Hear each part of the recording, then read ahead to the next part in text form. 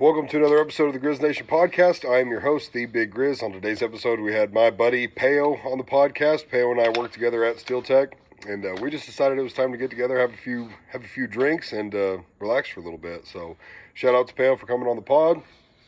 I also want to shout out the King's Lab for sponsoring the episode, as always. Go check him out. I'll put a link in the description. Use code Grizz at checkout for 5% off. And thanks for watching. We'll see you guys in the next one. The Mexican Daddy on the podcast. All right. You don't have to wear these if you don't want. Okay. Yeah, it's just optional if you want to. So,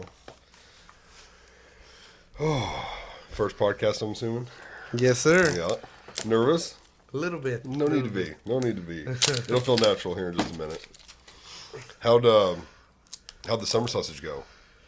Bro, so I was doing that today. I got all my meat cut up, and I opened up the box that my grinder came in, and my grinder was broken. No. Yeah. So you didn't even get to do it? No. Was it electric, of course? Yeah. Yeah. Mm-hmm. No way. Yeah, and the deal that spins the actual part that grinds your meat. Yep. There's like a little nut on the grinder, and it wasn't even on. It was broken off. So I found it in the box. you weren't able to fix it either? No, so I called Academy, and they said it's been too long and they can't take it back. No. Yeah. And they're not going to do anything? Mm-mm. I told them it was brand new, and they were like, you can try calling the actual, the people who make them. Right. And all I could do was send them an email. Oh, no. Yeah. Oh, that works out. Do you have a beer? Yeah. Okay. Yeah. Wow, that stinks. Oh, that works out. Well, let's see. You've got a smoker, too. Huh? You have a smoker? Yes, I got Yeah, a I thought you did. Mm-hmm. Is yours like a... What is yours? Is it pellet one? Or? It's an offset smoker. Oh, wood. okay. Yeah. Yeah. So it's basically like the grill and then the smoke parts off to the side. Mm-hmm. Yeah, that's how my father-in-law has. His is like a homemade one. Really? Which I would like to get into smoking eventually, but I'm honestly like, I would want a pellet one where you can just set the temperature and walk away from it. Yeah. And I don't blame you. I don't know what it is. I like to play with fire, so. Yeah, and there's an art to it, and, keeping the smoke where you want it and the heat where you want it. And I've learned that it's not as easy as it looks, man. Mm-hmm. It's pretty hard to keep your temperature at a steady pace. Right. For hours. Yes, and that's what's so nice about the new ones. You just add pellets, put it to the setting, and you're done. Mm-hmm. You just come back when it tells you to. Mm-hmm. Or, I guess with ribs or depending on what you're cooking, like you want to take it out and spritz it every now and then. But other than that, you just wait. Yeah. And those pellet smokers are pretty nice. Yeah. My my cousin, he what was it? About a few months ago, he was like, "Hey, come over," and he's my neighbor, so I went over, and he's like, "Bro, my foreman had to go back home, and he couldn't take his smoker with him. It was a brand new Traeger smoker, and he's like, he just gave it to me. He used it twice and just gave it to me." Dang. I was like, dang, bro. I'm like, man. Was it a pellet smoker? Yeah. Yep. Yeah, and it's pretty sweet, honestly. How big is it? It's decent size. I think you can probably fit a few slabs of ribs or maybe a couple slabs and a brisket even. It's decent size. Yep. Yeah. Are most of them the stand-up kind? That's what I'm thinking of, is like the kind that... His, no, I know what you're thinking of. Mm-hmm. No, his is kind of like a grill, and his pellets are down here. Oh, okay. Yeah. Okay. That'd probably be better. I think so. Yeah. I think the stand-up ones, you could maybe hang something or put like smaller sections in, but the grill style is probably the better one. I would think so, yeah. But I've never really messed with a lot of smokers before. That's something I think I really want to get into. Mm-hmm. I don't know. I enjoy being outside and Dude, I know. Your Really? Snapchats all the time. You're out there grilling up a feast all the time. Yeah, it's like every weekend, bro. I know. I'm gonna stop by one of these times. Like, you're gonna send me a snap. I'm gonna be in town. I'm like, I'm going by Peyo's. Bro, stop I'm gonna by. give me a bite to eat. Heck yeah. We always, there's always more than enough. Trust me. Yeah, always, dude. Always. It always looks good too. Mm-hmm. I bet you make. Let's see. You like fajitas? Yeah. I feel like I've seen you make fajitas. I've seen you make chicken. Mm-hmm. All kinds of different pork and stuff. Yeah. Yeah. Yep. I don't know. I like to. I don't know. I think that's just what I like to do on my weekends. Mm-hmm.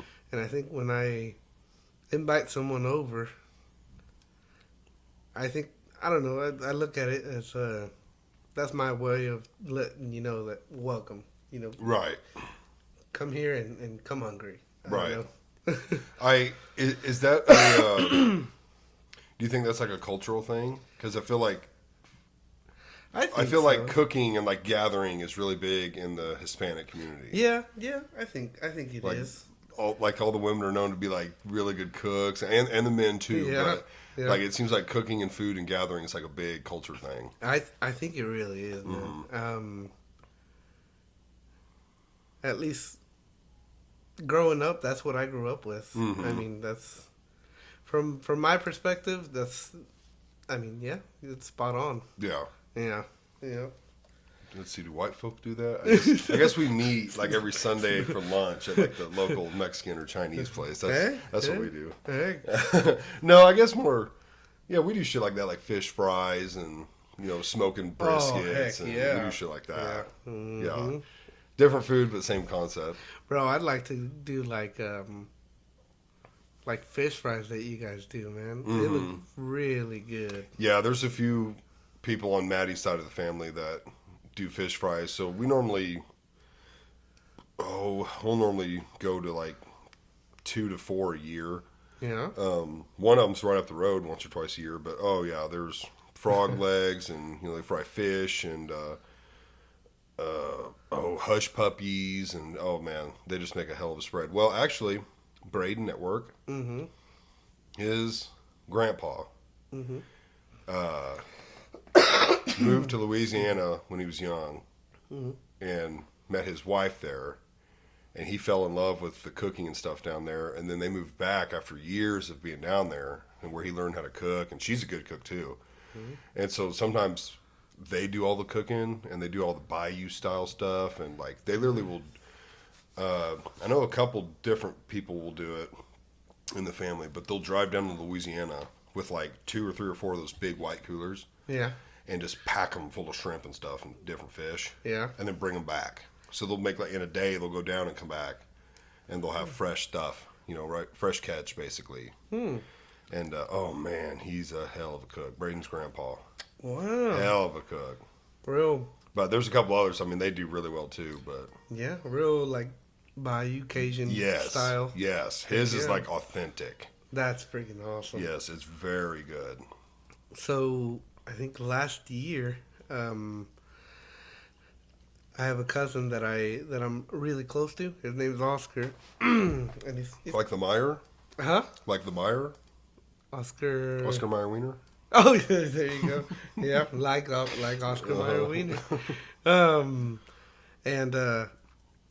And he wanted to do kind of like a crawfish boil, and he was like, "Hey, there's some people from Louisiana that'll stop in Monette sometimes or Mount Vernon, right off of I-44, and they have a bunch of like just fresh fish, crawfish, anything you want, live." He's like, "You just got to pick it up and purchase it and do what you want with it." And we made a pretty good crawfish boil. Oh, you found where they were and got some, We looked into it and sure enough, they were alive. We Googled it or YouTubed it, and I guess you got to put them like in a big ice chest and rinse them out 2 or 3 times till the water's clear and you ain't got no dead ones floating up to the top, I guess. Right. I don't know. It was a learning experience, but Mm-hmm. that was really fun. That was When you cooked them, awesome. did they come out like real red? Yeah. Yeah. They Like, did. is that the seasoning that does that, I'm not sure. or the heat to their? I think it might be the heat, kind of like shrimp. If you get a raw shrimp and Mm-hmm. you cook it, they turn into that orange color. They're not gray anymore. Right. That's true. I'm kind of thinking it's something to do with the heat. Yeah, because I've been to some before, and they're always like real bright red. And Yeah. I'm like, I don't know if that's the seasoning or the heat, but yeah, those are good. Now I'm trying to think what we do. Like besides the fish fries and stuff, just like doing briskets and stuff for things. Oh, Mm-hmm. brisket's one of the Pretty best. freaking good, huh? Yes. Have you done a brisket? Have you smoked one? I've smoked one, Mm-hmm. and I was for my first time. I was really proud of myself. Yeah. I started I started trimming like at 11 p.m. Mm-hmm. and I was having a pretty good night. and and I told my wife, I was like, you know what, screw it, I'm gonna smoke this all night. And she's like, so are you gonna be up, kind of just watching it every once in a while? And I was like, yeah. So I had her just go to the room. I stayed in the living room, Mm-hmm. and I was up pretty much all night, just watching it. And it was. I put it down on the smoker at around 12, and I ended up taking it out at like 2 or 3 p.m. Mm-hmm. So 14, 15 hours. Mm-hmm. Yep. And it was. I let it rest for about an hour and a half, Mm-hmm. maybe a little longer, but it came out really freaking good. Yeah. And I was like, hey, for my first time, it's not perfect, but it's pretty damn good. What did you think wasn't perfect about it? I don't know. There were some spots that they weren't burnt, but I don't know. It was kind of a lot more on the harder side, I guess. Okay. But besides that, I don't know. I didn't have much complaint about it. Mm-hmm. I was like, I don't know. Was it more on the outside? Yeah. You think I it don't maybe know. cooked it too high? I think so. I think maybe at one point I let it. I don't know. Maybe I didn't watch my temperature or something, Mhm. and it increased pretty high. I don't know. Right. I don't know what happened there. I But don't know. Overall, it sounds like you did pretty good. yeah. I think I have 3 or 4 in the freezer. Really? Mm-hmm. Yeah, over like the last probably 2 years, getting a brisket or two. Well, I guess normally just get one because we get half, but I don't know, maybe like the last 3 years. But yeah, there's 2 or 3 in our freezer, which I think I offered to use 1 or 2, or maybe we did for somebody's wedding or some event. My father-in-law is a big cook. Yeah. And so typically whenever there's a party or a wedding or something along those lines and they want something cooked, he does the meat.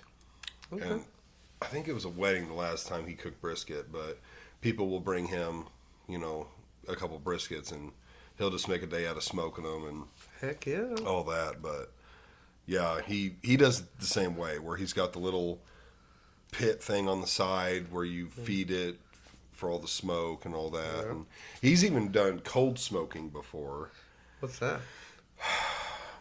Let's see. So normal smoking, you want the heat along with the smoke. Okay. Cold smoking, you just want the smoke. And I think you have to keep your fire like real low and very smoky. Yeah. So there's like a lot of playing with it because you can't let it get too hot, but you Yeah. can't let it go out. Yeah. But he's done that a couple times. He's not a big fan of it just because I think you still have to cook it. Mm-hmm. But I don't remember what he did it for. But yeah, basically you're just literally letting as cold of smoke that you can make into the grill Mm-hmm. and just letting the smoke get all over the meat. And that's it. You're not trying to cook it whatsoever. What? So you keep it very low, very low. So I'm sure it's a pain in the ass. Yeah. It sounds like that's a pretty good challenge right there. Yeah, but it's called cold smoking. Have you ever had any food that involved cold smoking? I don't think so. Every time we've smoked something, we were just regular smoking it, and like I said, I don't remember why you would want to cold smoke something. I feel like you told me, but I don't think there's really any point in doing it. Like I don't know hardly anything about it, so I don't know why you would want to do it, when you should do it. Like in a way, for me, it doesn't make sense to me. Yeah. But then again, it's something I've never tried, so I'm like, I'd like to see or maybe look into it.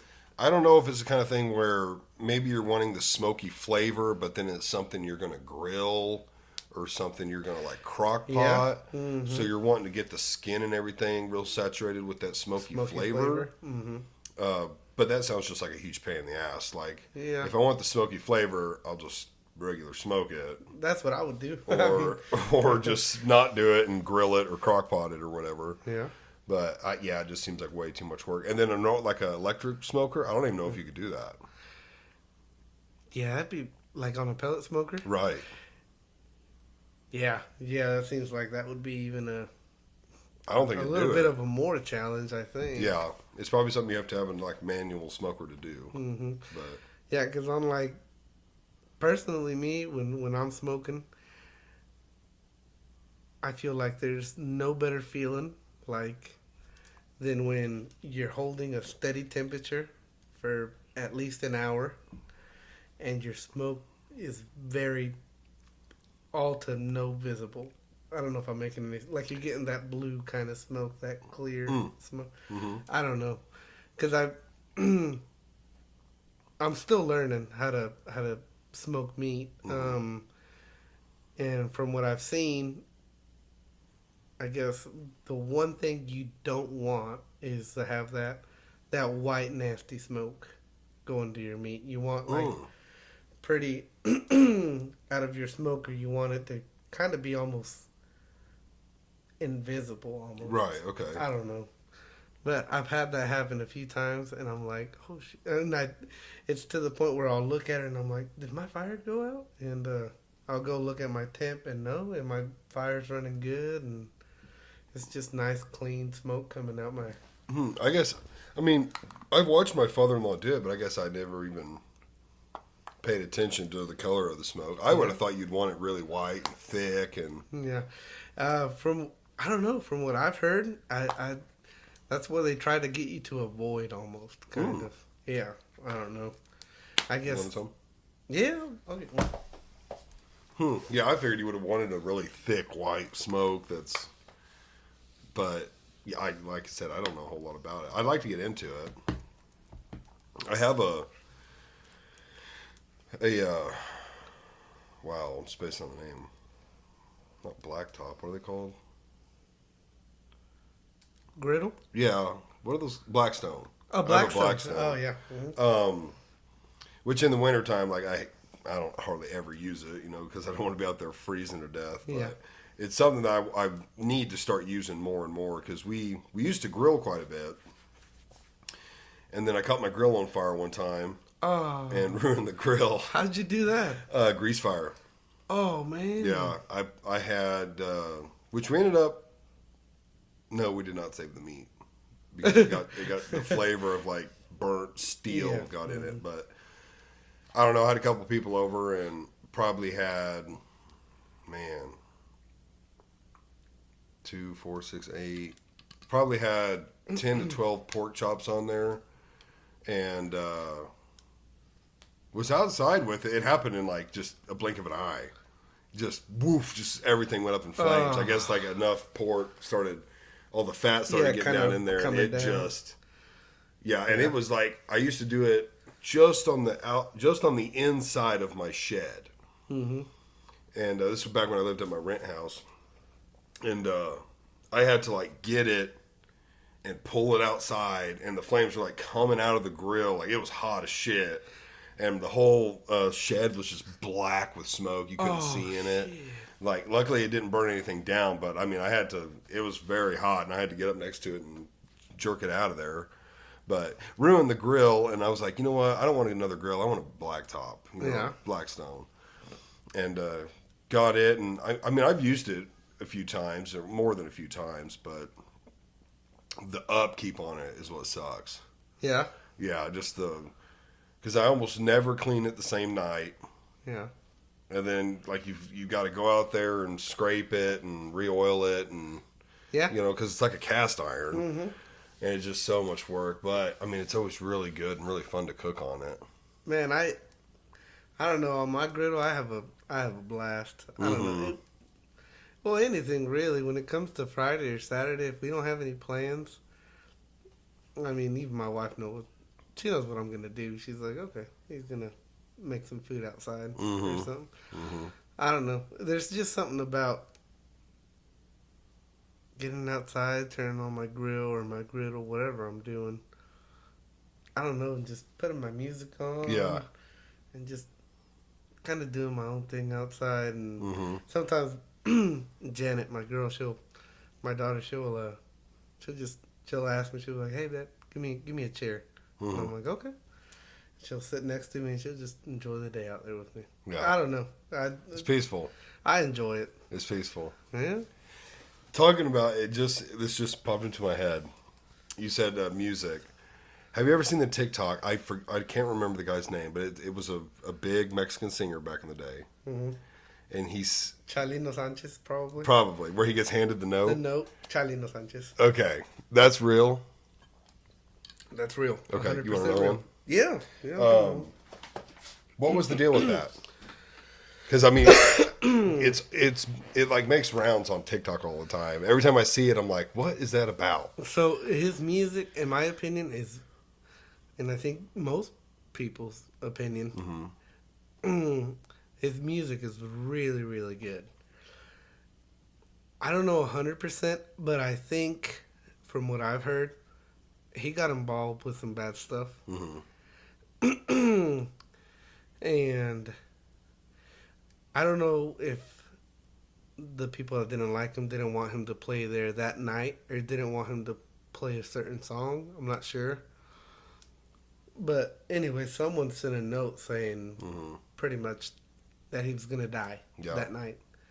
And that's why he opens the note and he kind of, I don't know, he looks at it for a while and he keeps singing. I think he kind of looks at it and he kind of looks up and he's like, looking around the room, and he like wipes his forehead and then he starts singing again. Yeah. Which the only word I remember is corazon or something like that. Yeah, I can hear him say it. But yeah, was it a cartel type thing? I think so. It just feels like that's what it was. Yeah, like he overstepped or something. I think so, and I don't know. From what I've heard, I think he was involved in that stuff. And I mean, kind of like the old saying, man. I mean, play stupid games and you'll win stupid prizes. I mean, well, how long ago was that? That was years ago. Because the video footage looks kind of old. Like 90s? Maybe even 80s. Okay, yeah, it looked older. Yeah. But I didn't know anything about him. Yeah, but his music till this day, everybody plays it. Yeah. I don't know. I like it. So, from my perspective, when I hear Hispanic music, it all sounds the same. Yeah. Do you guys think that, or I'll be honest with you. I think for non-English speakers, when they hear country, it's vice versa. Okay. They're like, it's the same song, or that's funny. And when I hear that, I'm like, no, it is not the same song. Right. And that's coming from me, you know? Right. Yeah. But yeah, I can see how like you would think it sounds the same. Yeah, it always has to me. It's like, is this like the same instruments, beat, tune? It like sounds just like the last song they played. Yeah. I'm fortunate enough that in both English and Spanish, I'm the same. Right. So if I hear country, I'm hearing country. Right. It's not all the same. Right. And if I hear Spanish, whatever I'm hearing, it's not all the same neither. Right. I don't know. You can tell. Yeah. Now, your kids don't speak Spanish. No. Right. They understand it 100%. My son used to speak it, and but it's my fault too. I never enforced it in my house, and now now I do wish I should have. Mm-hmm. Just because, even though he's now second generation born here, I feel like it's important for him to know, like, hey, you know, you're also Mexican, buddy. Mm-hmm. I don't know. That's just my opinion. Mm-hmm. And yeah, like where you come from, like, your culture. Yeah, Mm-hmm. yeah. Be proud that you were born here. Mm-hmm. But don't ever forget where you come from neither. Right. I don't know. Yeah, That's just that makes kind of sense how to I me. feel. Mm-hmm. Yeah. And that's why I salute you like I do at work. yeah. Where I come from. Where you go? Don't do that on here. No, let's not do that. Dude, yeah, we have so much fun at work. But yeah, so my son's, he loves it, like hunting season. Mm-hmm. For the past few years, I've really gotten into now. Good, I love that. And he sees it, and he's really interested in it. Mm-hmm. And I kind of made a deal with him the other day. Well, about a month ago. And I was like, hey, bud. I'm like, would you like to have a rifle? And he looked at me like, what? Mm-hmm. And I was like, yeah. You want a rifle? And he's like, if you'll teach me, yeah, I want a rifle. I'm like, I'll make a deal with you. I'm like, if you start learning how to speak Spanish, I'll buy you a 22. Mm-hmm. So we can go get some squirrels or rabbit or, mm-hmm. Take them out there and kind of give them a feel of what it's like to just kind of sit in peace and mm-hmm. just enjoy being out there and, just teaching them, I guess. Mm-hmm. And he looked at me and he was like, "You'll buy me a rifle?" And I was like, "Yeah." And he's like, "Teach me a way." And sure enough, now at the house, he's starting to pick it up a little bit. Yeah. He gets real shy around, even with my dad or any close family. He won't speak it. Really? Yeah, because I think he's embarrassed. That he doesn't know it that well? Yeah. Yeah. And I don't know, I think he thinks he's going to get made fun of. Right. But I'm like, dude, just do it. It is what it is, man. Yeah. But you'll pick up on it. And how old's your oldest? He turned 9 last month. Okay, 9. So he would have to learn it. Mm-hmm. Versus how old's your youngest? My youngest is 5. They're on the brink. Yeah. My middle child, she speaks it at the house. Really? Yeah, and and then lately she's been doing it a lot more often. So the oldest and the youngest didn't really retain it, but the middle one did. And I don't know, lately out of the nowhere, she'll come up to me and she'll speak to me in Spanish, and I'm like, what? And I'm like, okay. I don't know. It's just to get a feeling, man. Yeah. Huh. I wonder why she did, but is the oldest and the youngest boys? No. Okay. My oldest is a boy and my youngest is a girl. And my middle one's a girl as well. Okay. I didn't know if maybe the boys didn't retain it or something. Okay. That middle one's the one that's always, when I send you guys videos, she's the one that's sitting with me all the time. Okay, so she's like the closest one with you, would you say? I would say so. I bet that's why. I don't know, and I don't know, she's always been like that with me. Mm-hmm. I'll go out there by myself, and she's like, I'm out here with you. And she's like, bring me a chair. And I'm like, okay, sounds good. It's funny how kids are like that. Like, my kids are quite a bit younger than yours, but my oldest, Parker, she's real, like, if mommy's around, and it's changing in the last couple of months, but if mommy's around, it's typically just mommy. But here lately, it's been a combination. Mm-hmm. But then when it's just me here, she's all about dad. Really? If mom's gone, then it's all about me. If mom's here, it's normally like she just wants mom. But here lately, it's been like when we go to brush our teeth, it's like, Daddy, you come with me and stuff like that. So she's changing. Our 1-year-old, she doesn't speak or anything, but like anytime I get home from work or something, I haven't seen her all day, she just starts kicking and flailing her arms and gets all excited and smiling. And Maddie will be like, she hasn't even smiled for me like that today. And she's been with her all day. But yeah, it's really fun seeing those personalities come through. Bro, I don't know about you. I think I speak almost for everybody, maybe. Mm-hmm. But I don't know. Can I cuss? Mm-hmm. Okay. Mm-hmm. I think at work, I don't know, even if you've had like a shit day, Mm-hmm. there's no better feeling than when you come home and you Mm-hmm. open the door and all of your kids flip out and they're Right. like, "Oh my god!" and they Yeah. come and hug you, and Yeah. you're just like, "Okay, this is a lot better." I'm Mm-hmm. like, I don't know, Yeah. I don't know. That's just, I don't know. I wanted to put that out there. I would say 99% of parents feel that way. Yeah, I think most people that don't are parents that aren't involved. yeah, yeah. Which is a sad deal. It really is.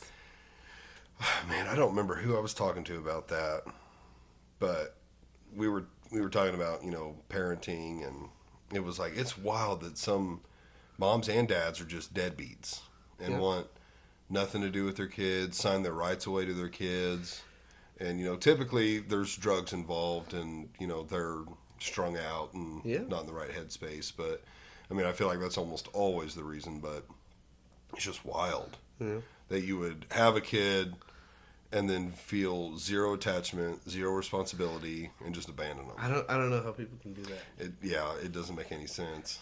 I don't know. I don't know. I feel like it's pretty cool. Kind of. I think we talked about this. I don't know how long ago. I don't think it was too long ago, but kind of how me and you both kind of have the same deal going on with like you met your wife in High school. high school, Yep. and the same deal with me. Mm-hmm. And I don't know. I feel like even though I was maybe 15, Mm-hmm. but the more I got to know my wife, I don't know, the more I was like, this is the person I want to be with. Yeah. You graduated in 14. 15. 15. Okay, I couldn't remember. So we're 1 year apart. Mm-hmm. I was in 14.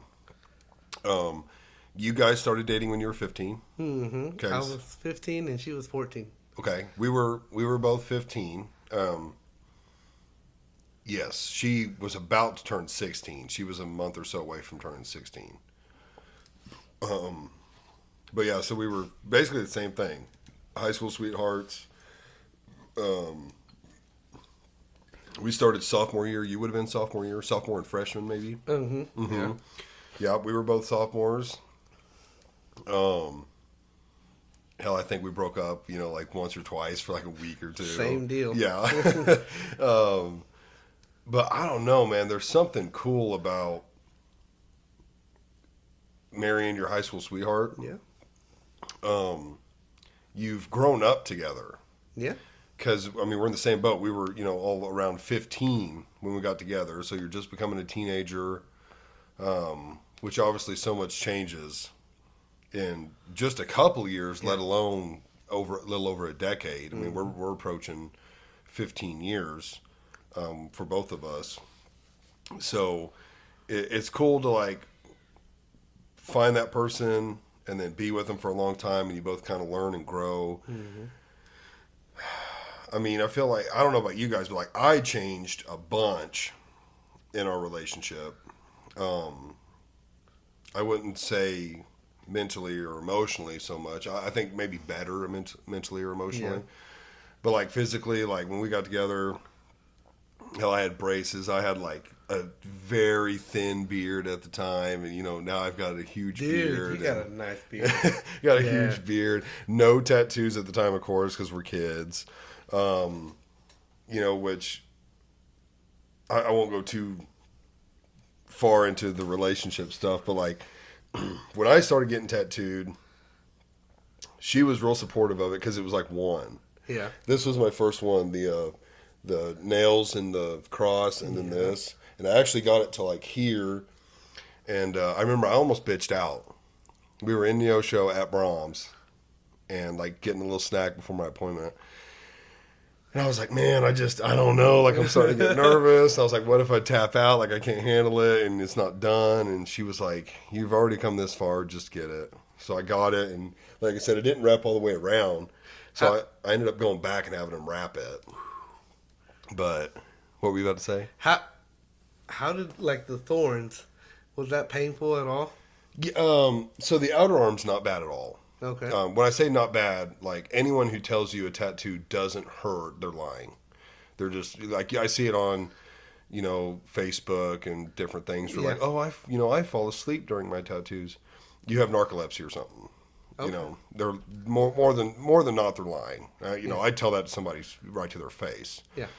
Are there spots that are far less painful and Yeah. far more painful? Yes, for sure. Like the outer bicep, it's not that bad. Do you feel something? Yes, you do feel it. Is it like you can't handle it? No. Do you have it? Do you have any on your fingers? Yeah. How's that right there? Okay. The knuckles, all my knuckles, that's Yeah. the most painful tattoo I've ever got. Pretty rough. But it didn't last very long. Okay. But as far as intensity, I would give those a 10 out of 10. Yeah. For everything that I personally have tattooed. Now, I don't have my ribs tatted, my head, my neck. Those are pretty tender spots. I don't have those done, so I don't know how to compare it, but I have my chest done, my back's done. As far as intensity, the fingers are the worst. Yeah. And I'm actually wanting to cover up all the letters. Maddie's not a big fan of it, but I'm wanting to take, I don't know if you know Tim the Tap Man. You probably don't. No. He's a streamer, but he basically took thorns, because he has roses too, and just vines and thorns down every finger. And it's like solid black. And I'm wanting to do that. Yeah. But man, I already know if I do it, it's going to be brutal. Because they were. So I did my hands first. Yeah. I'll get into my tattoos here in a minute. Where was I going?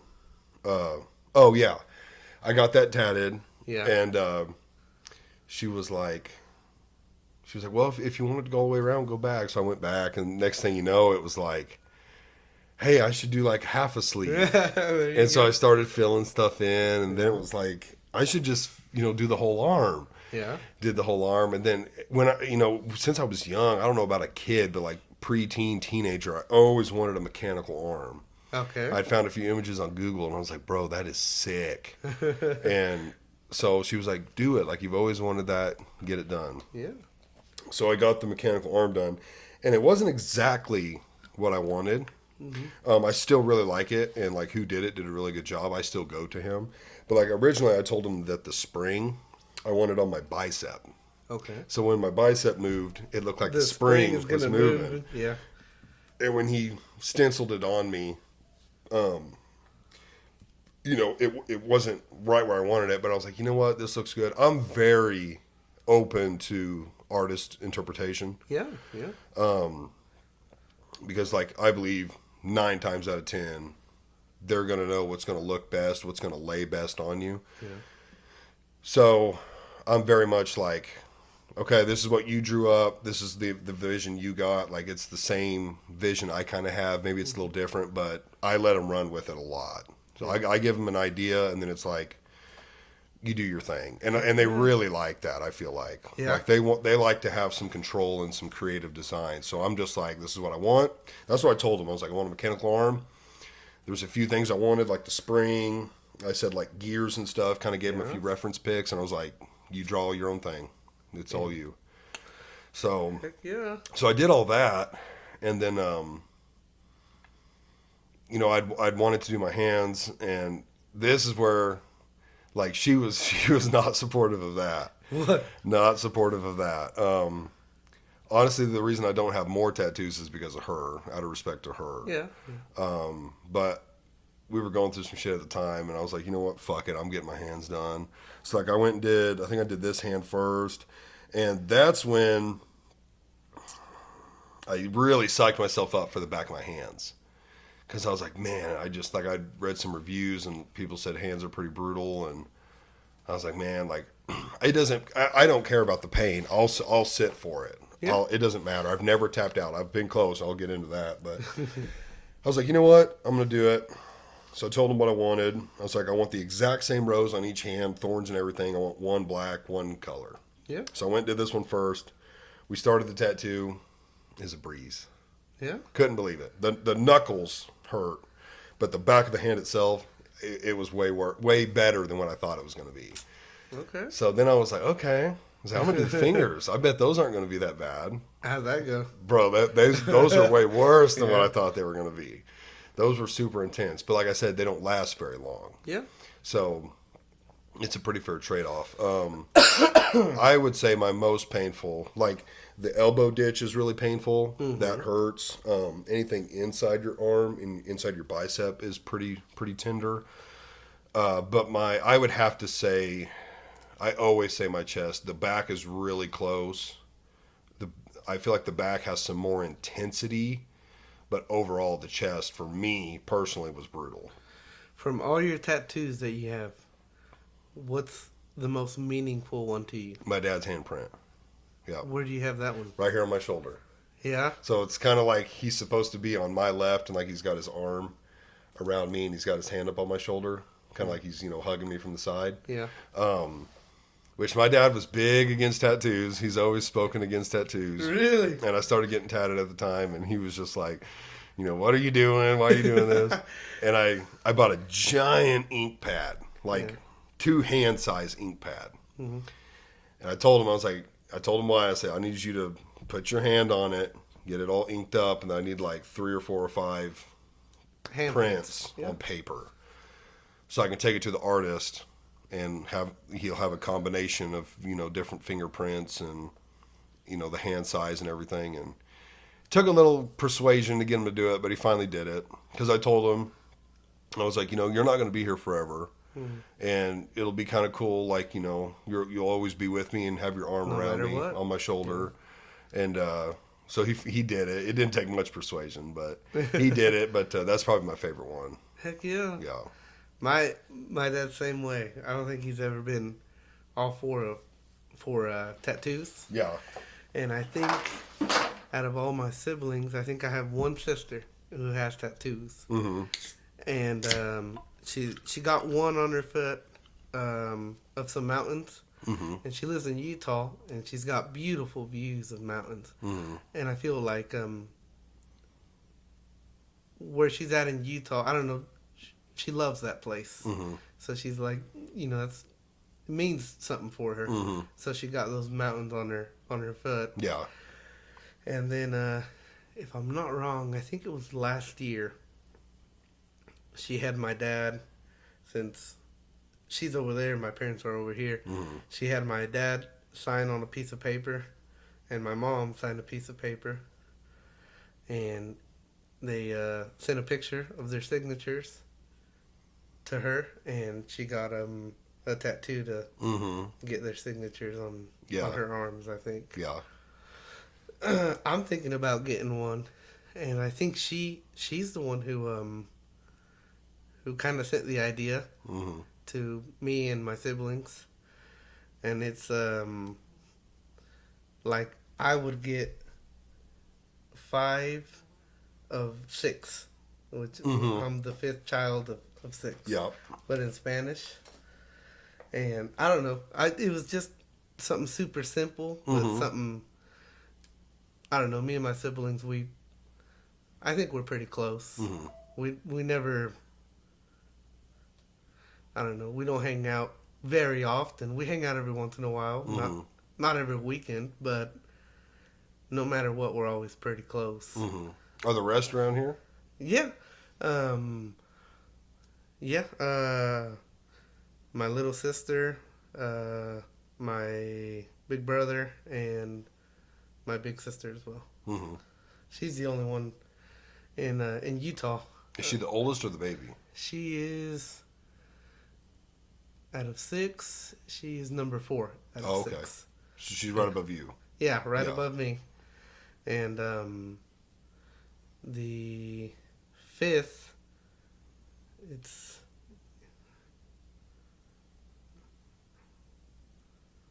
Yeah, okay, so the second one, he passed away when he was 3, almost gonna be 4. Oh wow, I don't know if you told me this. No, I don't think I've never told you.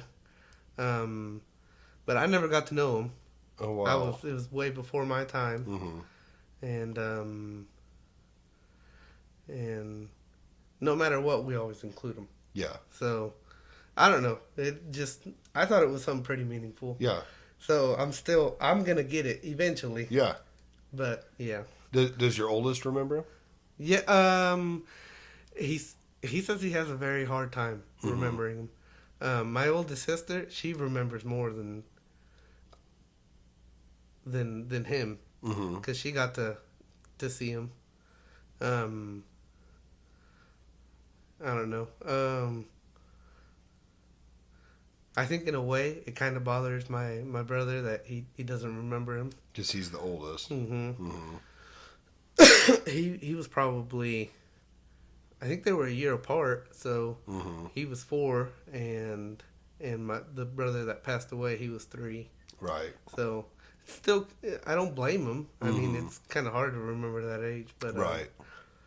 Yeah, I feel like I have very few, yeah, very detailed memories from that age. And my oldest sister, she was probably 2, but she has vague, not, she was 2, but she has vague memories about him. I don't know. And I don't know. I think that's just something meaningful. Yeah. Yeah. What, do you mind me asking what caused him? Yeah, so I think they were at a party, and he was playing with a balloon, and I don't know what happened. I don't know. Somehow he ended up getting that balloon lodged in his throat. No way. And he pretty much suffocated. Yeah. Wow. Yeah. I have an uncle who says that, he put his finger all the way down in his throat trying to get it out. By the time they got to the hospital, it was too late. Oh. Yeah. Man. So, yeah, my parents aren't, for obvious reasons, they're not very fond of balloons and things of that nature. But Right. I don't know. Yeah, it's I don't know. Tough. Are your parents pretty involved with your kids? Yes. Yeah. Yes, especially with my son. Yeah. My son. So when my wife was pregnant, I was 19 and she was 18 when we had him. And I didn't have a house or an apartment or anything. So my parents took us in, and my son basically grew up with my dad. And so now, like every Friday, if I'm working overtime, my son will call me and he'll be like, "Hey, I talked to Pa," is what he calls his grandpa, and he's like, "Hey, I called Pa and just go drop me off." And I'm like, "Okay." And sometimes weekends that I don't drop him off, even my dad will be like, "Hey, why don't you bring me the boy?" And I'm like, I don't know. And but he grew up in that house, so sometimes we'll show up and he'll walk in a room and he'll walk out just in boxers and he lays down on the couch like, "This is my place." I don't know. I think that's funny. And I don't know. Him and my dad they're like peanut butter and jelly. Do your parents speak English? Yeah. I was wondering with your son not speaking Spanish if he. Yeah, they speak English, but my son understands it. So, yeah, and I don't know. I like that bond that they have together. Yeah. And he always tells, he always tells my dad. He's always like,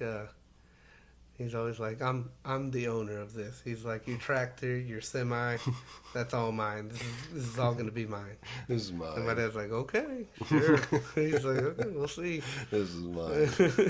That sounds like my daughter with my father-in-law. They're really close, and he takes her for tractor rides, and of course the tractor is hers, and the cows are hers. Every time they go feed them, we go feed my cows, and we get my tractor, and. Yeah, he has a hoot with it, but... Yeah, my dad, he's got goats at the house, and same thing. Every time I show up on a Saturday, he's out there running with the goats or doing God knows what. And I'm like, okay. And, yeah, I don't know. It's something nice. Yeah. Yeah. And my dad I think he misses all of us.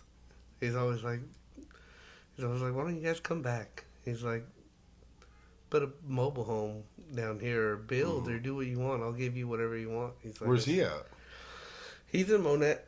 He's right outside of Monette. He's got so he's close. Yeah, he's got about like 10 acres. And yeah, and I don't know. He's just, I don't know. I like that bond that they have. And Mm-hmm. I don't know. I kind of miss living down there, honestly.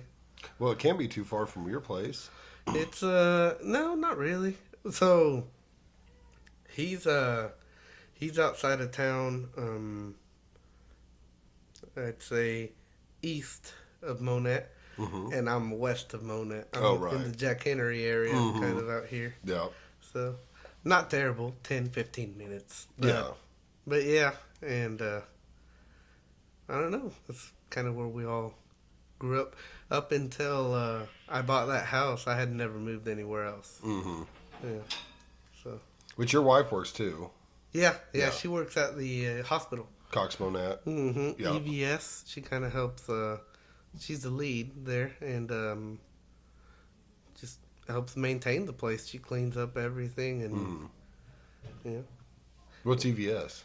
EVS is kind of like they clean everything pretty much, Mm-hmm. So they're like sanitizing. sanitizing and, Mhm. and everything, and up until she started working there, you don't really notice. I don't know. You don't really notice the people in the back that you notice the doctors and the nurses when you go, Mhm. but you never really notice the people who clean and Right. do all that and never take the credit for it. I don't know. Right. I see what you're So, saying. Yeah, Mm-hmm. yeah, but she loves it She works nights. and she works nights, Yeah, that's what I thought. which is a plus because that was our whole deal with her having a job. Was like, okay, you can have a job, but I mean, babysitters are expensive. Right.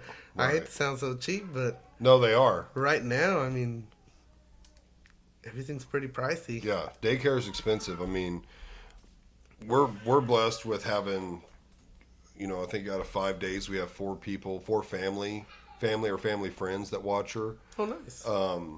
And we pay some of them, just a little bit, nothing crazy. Yeah. And then they do go to daycare one time a day or one time a week. But at a certain point, it's like if you're spending $400 or $500, especially like if you're in Springfield or something, if you're spending $400 or $500 a week, or you have 3 or 4 kids, even around here, it's going to cost you that. It's like at what point is it like, I'm basically going to work to pay for childcare. That's a paycheck right there. Right. So Yeah. it's like, unless you're bringing home $1,000, it's Yeah. like it's not worth Yeah. to go to work because it's like I'm working to pay for someone else to watch my kids. I can just stay at home and do that. Exactly, and the way that works out for us is perfect because she's not a morning person. Mm-hmm. She's not a morning person at all, and so that works good on her. And so we get out at 4:30, Mm-hmm. and she goes in at 5. So sometimes we see each other for maybe 5 minutes, Right. and then we pretty much swap. Mm-hmm. And yeah, she's luckily I'm blessed to have a good wife. Like when I get home, everything's taken care of. Like Mm-hmm. dinner's made, everything's cleaned up. All I gotta do is have dinner with the kiddos. If they have homework, study with them for a little bit, or even read with them for. I'm not much of a reader, so like with my son, I'll spend 15, 20 minutes. Mm-hmm. And that's it. We'll chill out the rest of the evening, shower, brush our teeth, and Mm-hmm. that's it. Yeah.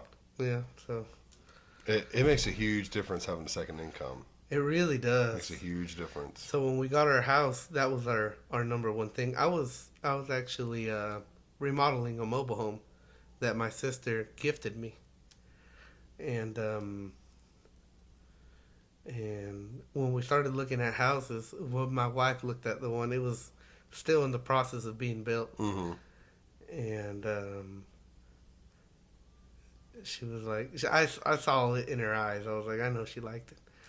And I was like, hey, we can do it, but I'm going to need your help. Right now, it's just tough. Mm-hmm. And she was like, yeah. And she ended up getting that job, and everything's been working well for us. So, Mm-hmm. That's good. yeah. Yeah, I really like hats off to people that do a single income because I don't know how they do it. It's tough. It's got to be really tough. Yeah, yeah. But yeah, my wife's always worked. I mean, like back in high school, she worked. We both worked. Of course, I never had like I still consider Steel Tech to be like my first real job. Yeah. In high school, like I scrapped metal and cut firewood.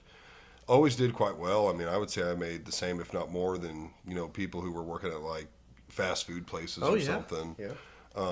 And got to work on my own terms and be outside and so that was always nice. And then went into construction with my dad, and my old lady was going to school and working part time.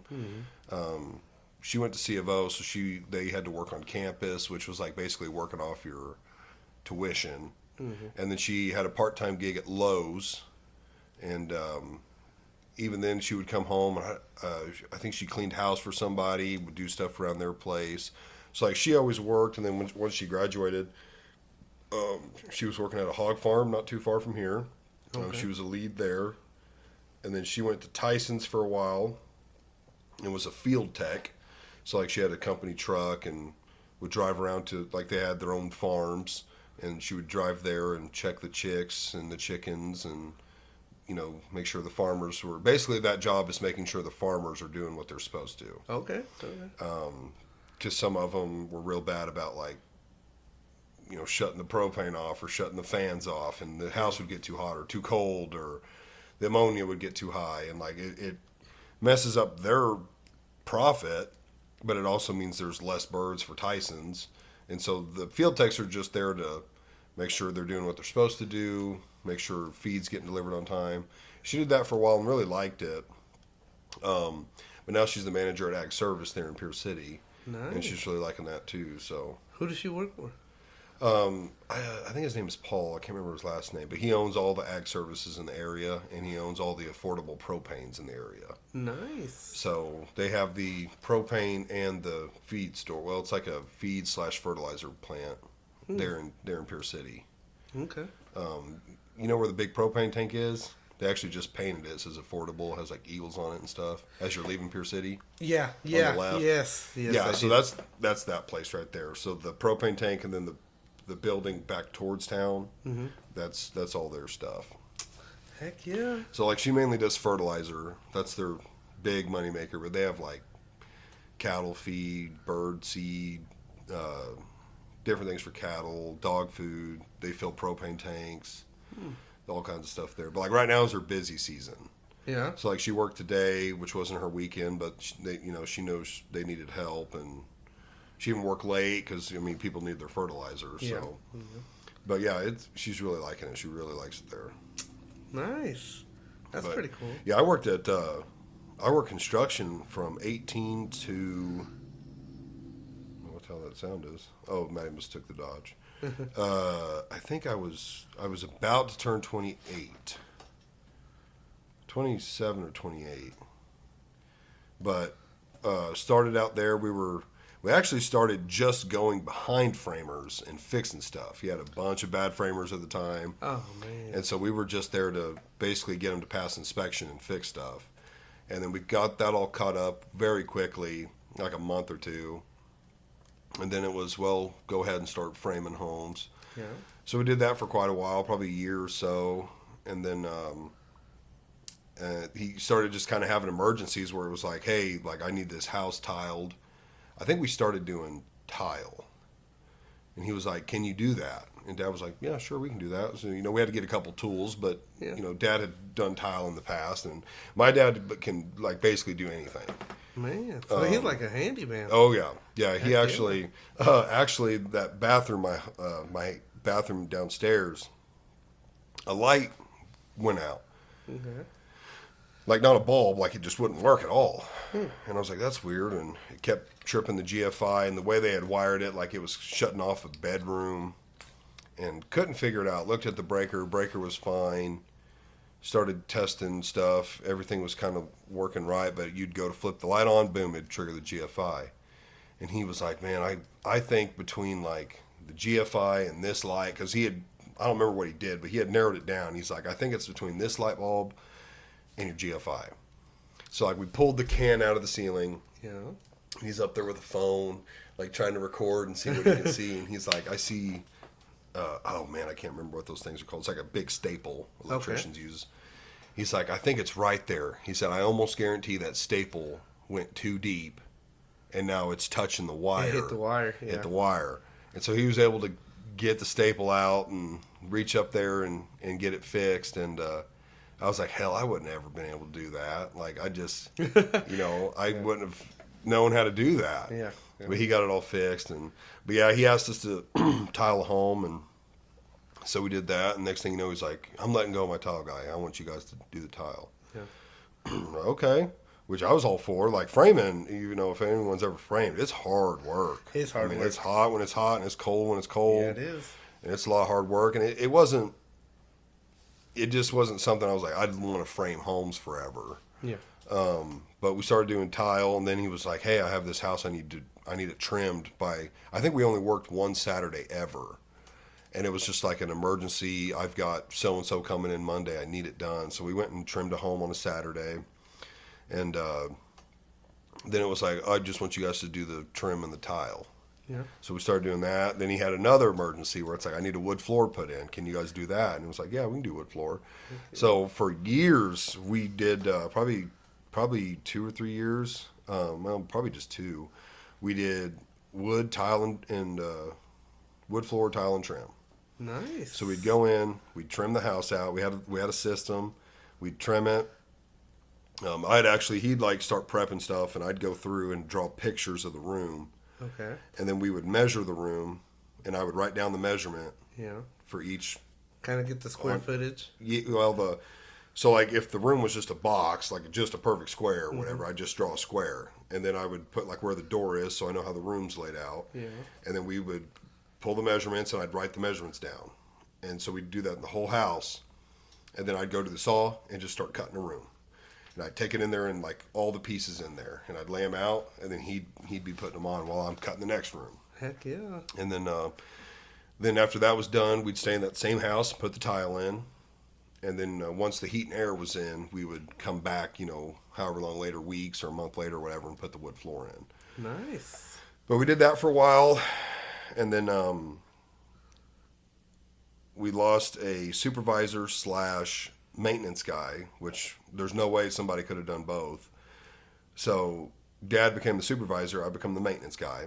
Okay. And my job was to basically go in and fix things, or if it was above me or just going to be a lengthy thing, it was to call the people back to have them fix it. Okay.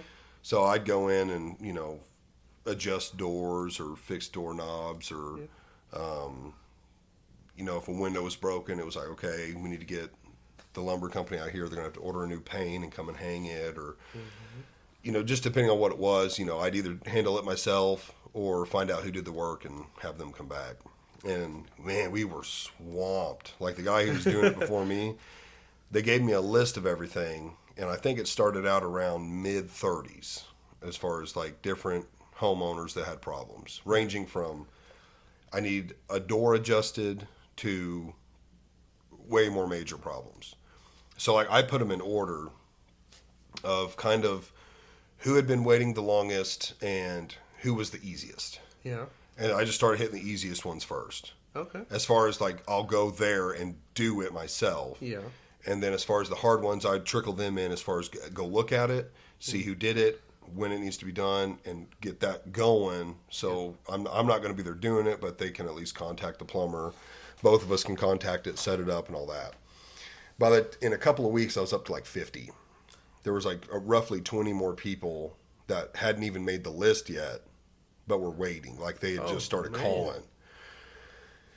And again, it was, some things were silly. Like I'd show up and they'd be like, yeah, I've got this light bulb out. It's like, we don't replace the light bulbs. A light bulb? Yeah. Oh yeah. Yeah. I had shit like that.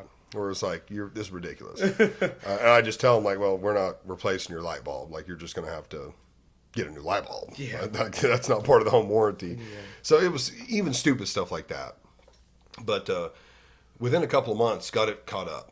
Literally had nothing going on. I was waiting, and I told my boss, and I was like, I guess I'll just go around and, help the supervisors, until something pops up. Yeah. And another supervisor got let go, and I called him like a day or two later, and I was like, hey, I'm interested in that. if you'd consider me, I'd like to do that. So, hell, he called me back a day or two later. It was like right before Christmas, and was like, it's yours. He's like, come get the truck, and he's like, I'll give you all the info you need, all the contacts you need, and I was 20. Nice. I was like a month away from turning 21. Dang. So it happened pretty quick, but then I did that for 4 or 5 or 6 years. Well, probably 5 or 6 years. Man. And really enjoyed that. How was that? Oh, dude, it was awesome. So there's like a lot more freedom in a job like that. There's no clocking in. Some people did. Some of the hourly people did have like an app, but we didn't have that. Had a company vehicle, company gas card, company tools. Nice. And it was really fun because basically my job was to get everything lined up as far as scheduling, when the electrician would be there, the plumber, make sure the material is ordered, and arrived on time. And I loved it because they got me a laptop. He was like, what do you need? And I was like, I'd really like we had this program at the time that we paid for called Builder Trend. Okay. And they'd put all kinds of information in on it, like the paint color, the tile color, all kinds of stuff, so I could see it. But then it had like a calendar that I was able to be like, okay, from Monday to Thursday, the tile guy's going to be here. So I would put like Monday through Thursday, and they would draw a black line through every day that the tile guy would be there. And then I would know, okay, like he's going to be done Thursday. That means I can have so-and-so here on Friday, and they'll be here from Friday to Monday. And I just start plugging everything in. Heck yeah. So I could schedule. Man, when I would do it, there were days where for like 4 to 6 hours, I would just be in my truck, texting and calling people, and I could get half a dozen or more homes scheduled out for like a month. To where it's like, okay, I've called everybody, texted everybody, verified when they're going to be there, when the material's going to be delivered. Yeah. I know when to schedule inspections and all this stuff. And then it's like, boom, I don't have to do anything for that home for like a month. All I got to do is go there once a day, once every other day, and verify that progress is being made. And if it's not, tweak the schedule. If it is, just let it go. Nice. And it would like let me check it off that it's been done, and it would give me like daily reminders. Oh, this house is supposed to be done today. And so like I'd start my day with basically looking at my checklist and say, okay, I need to hit like these 7 homes today, and verify that everything's done. And typically I knew from the day before that it was done anyways, but I always wanted to lay my eyes on it and say, okay, he's done. And then I could shoot the text to the whoever, be like, hey, so-and-so finished today, you're good to go today. And they'd be like, okay. Or I'm running a day late. It's like, okay, I'll adjust the schedule. Okay. But really like doing that. And then COVID hit, and we, basically downsized, and I got let go. But, yeah, that was a really fun job. But, like, that's why I say Steel Tech was, like, my first real job because, like, I didn't have to clock in there or clock out. If you needed to like leave for something, you could just, I'd text my secretary, be like, hey, I've got an appointment. Like, I'm going to dip out an hour or two early today. And it was always cool. And again, with me, they already knew like the way I did everything. You had stuff rolling. Yeah, it was rolling. Yeah. Like, I always joke I could have done that job from home like 2 days a week, because it was just, I already had it down. That's how how spot on you were. Yeah, I really liked it. And it was very organized. So most of the time it was like make your rounds in the morning, as long as everything was close. Now, I did have, in the beginning, I was spread between Springfield area all the way to Joplin area. Yeah. So I wasn't doing that trip every day because that would have been a waste of money. But it was like 2 or 3 days a week, I'm going up there. The rest of the time, I'll be down here. Yeah. So, and even once that disappeared, and then it was like Monette to Springfield, and then we got out of all of those areas and we're just around Springfield. So anywhere from Willard to Branson, but I didn't have all of those. I had like Republic.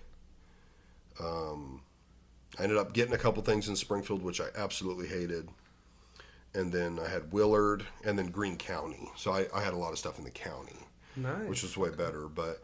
Yeah, most of the time I could hit all of my stuff in a day. It was all within 30 miles, so it was no big deal to, start in Republic, mosey on through Greene County, go up to Willard, and then, if I had an emergency, it'd be like, okay, I got to leave and go pick something up or go look at something. Because there was times where, I'd have to, somebody call me and be like, oh, they messed up the material, or, an inspector showed up and told us to stop or whatever. So I'd have to just stop whatever I was doing and drive over there. And, so it was cool because you get to drive around. Yeah. You get to go to different places all the time throughout the day.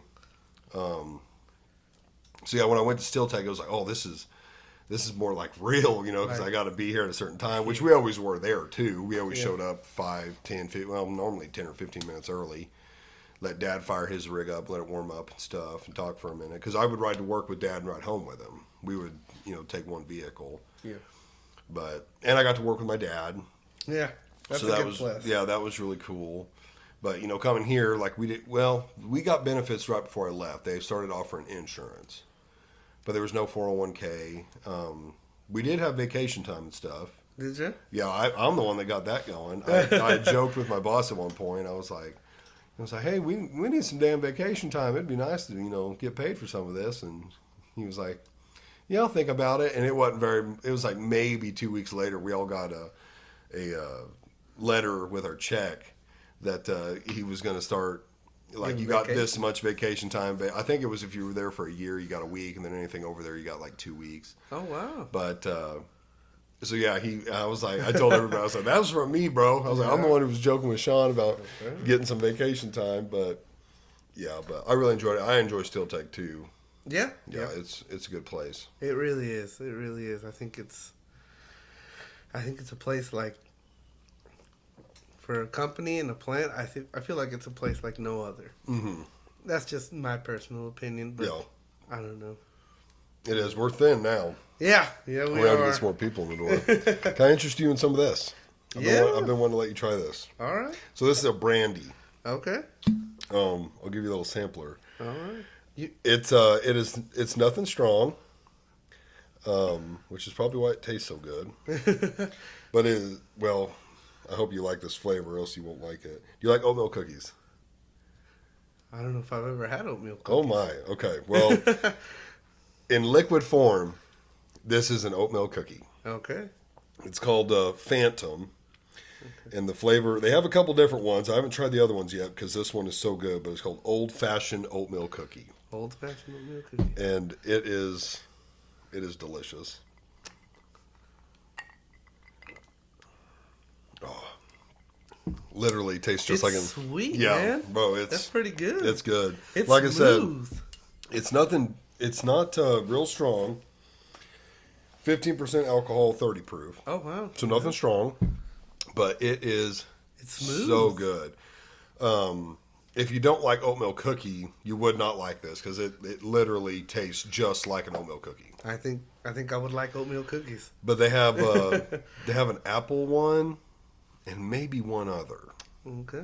It might be like apple pie, but I'm not big on apple pie. But I always get the oatmeal, and it's like, bro.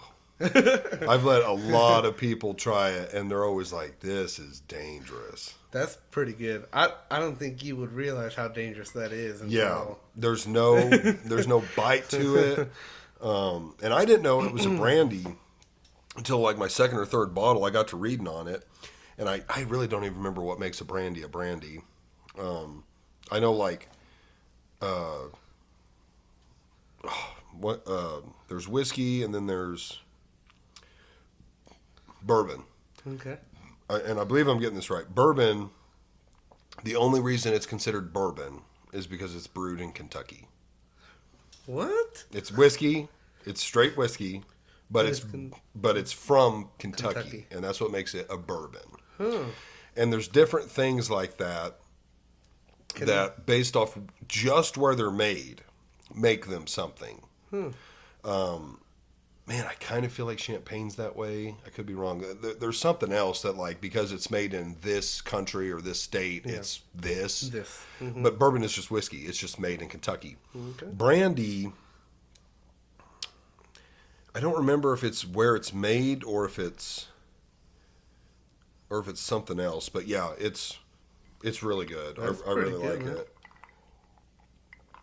So we can have as much of that as we want. All right. Have a whole nother bottle. May I ask something? Mm-hmm. This might be a first time for you. It might be a little inappropriate, so I'm sorry. Let's hear it. Can I use the restroom? No. Okay. No. I have a sign. It's a strict rule in this house. It's a white only. The white only thing? I'm kidding, bro. People on the pod are probably like, what the fuck?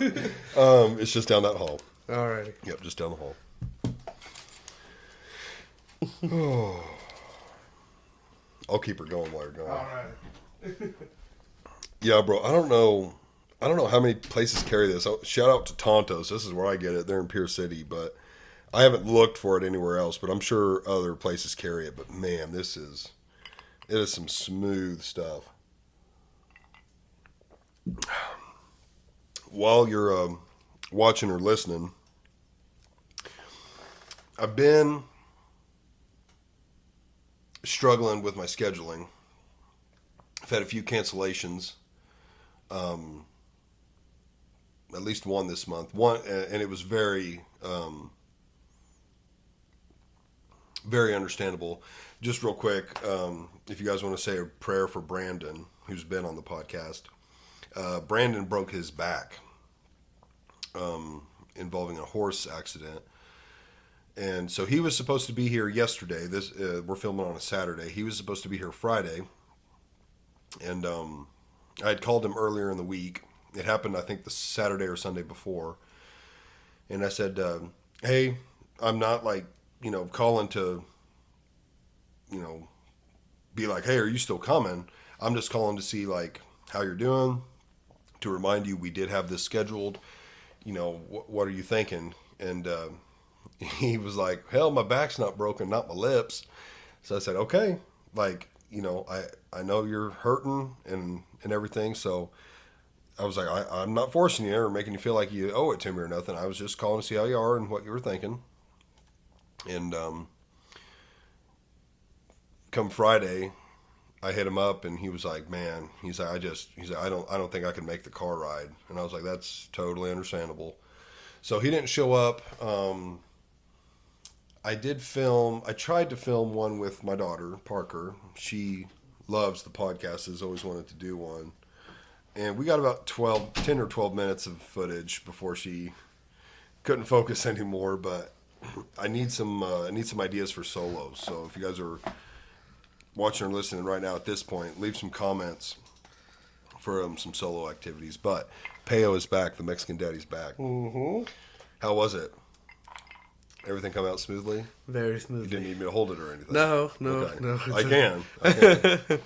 Oh, man. What was I want to ask you? So when you started at Steel Tech, you were a welder. Yep. Mm-hmm. Yes, I was. Now you're outside managing all the material and deliveries and trucks and stuff. Yes, I am. I think we've talked about this before, but you prefer being outside now. Yes. So when that offer came to me, mm-hmm. I wanted to try something new, mm-hmm. and I don't know. I have a passion for welding. I really do love it. Mm-hmm. I enjoy cleaning my material and laying down the best I can do. Mm-hmm. And but yeah, when that offer came to me, I said yes just to try something new out, and I ended up loving it, man. Mm-hmm. Because I don't know, once I got used to it and just being outside, I feel like I'm just doing my own thing out there. Right. I don't need. I hope it doesn't come out rude, but I don't need nobody on my ass. Right.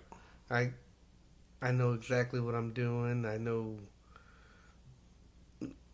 I've got it all down now. Mm-hmm. And how long do you think that took you? It probably took me 6 months, probably mm-hmm. half a year. Yeah. And then after that, I really started to enjoy it. Mm-hmm. To the point where I'm like, no, don't worry about it. I know what I'm doing out here. I got it. Yeah, that's good. Have you noticed the 8-gauge rack? Yes. Yes. Bro, it's not good. No. Well, no. I looked at it. Mike took me out there because he was Mm-hmm. telling me we're going to be starting some 8 gauge soon, which I love Yeah. hearing. And he took me out there and showed me the rack, and I was like, no, this. We're gonna have Did you they see done how anything? I how know, bad I know. it's bending? They're. It's nasty. I think Kylan's supposed to do something about it, Mm-hmm. but I was like, we've got to get that laying flat. So what caught Kylan's eye is so the building right next to ours. Mm-hmm. I ended up damaging it. No, Yeah. how? It was a bad deal. I didn't know that. Yeah, I was taking off plate. No, I was adjusting plate, I think, Mm-hmm. and one corner just kind of swung on me and made a hole about a few inches big on our neighbor's building. Mm-hmm. And as soon as I saw it, I was like, oh man. I called Kylan and I let him know. I was like, hey, I didn't mean to do it, but I damaged the other people's building. Mm-hmm. And he came and he looked at it, and that's when it caught his eye. He saw that 8 gauge rack, and he's like, a lot of these racks need to have more bracing. 'Cause Mm-hmm. it's just so bad. It's a lot of weight. Yeah, A lot of weight. I like to know what that weighs because it's probably I think. foot and a half thick. Yeah, so I think every load we get a plate is right around anywhere from 40 to like 48,000 pounds. It's serious weight on those whoa. racks. Yeah, and that's not including the plate that was on there before. Right. So the system we got out there is FIFO, first in, first out. Mm-hmm. So our old material, if we get let's just say 3/16 by 60 plate, Mm-hmm. I'll take the whatever we have of 3/16 by 60 off, and I'll load the new stuff on. Mm-hmm. About 45,000 pounds. And then on top of that, I'll put the old stuff on top. Right.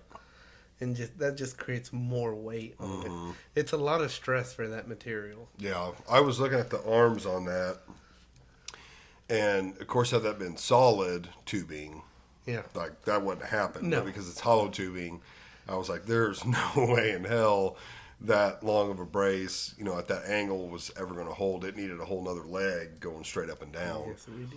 But yeah, I told Mike, I was like, "We're going to have to get, I don't know if maybe the green machine or what could pick up just one side."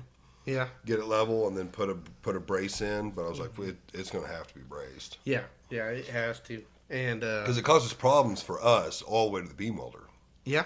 Yep. What happens is when he's cutting it on the plas, It still has that form. yeah, it's got a bow or a twist in it, Mm-hmm. so it kind of miscuts, and not only does it miscut, but because it's not laying flat, that heat intensifies the twist or the bow. Mm-hmm. So then when it gets to us, like we'll go to put webs together, and like one web will be flat and this web will be up. Mm-hmm. So then you gotta like tack one and then pry it down. Yep.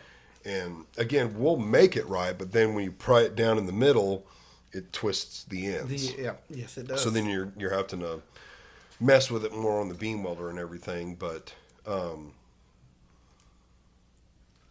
weird request. Yeah. Because I don't want to forget this. This is something I need to tell you after. Can I see your phone real quick? Yeah. Like just bring up yourself or your wife or something that I can type into. But yeah, yeah, this will work.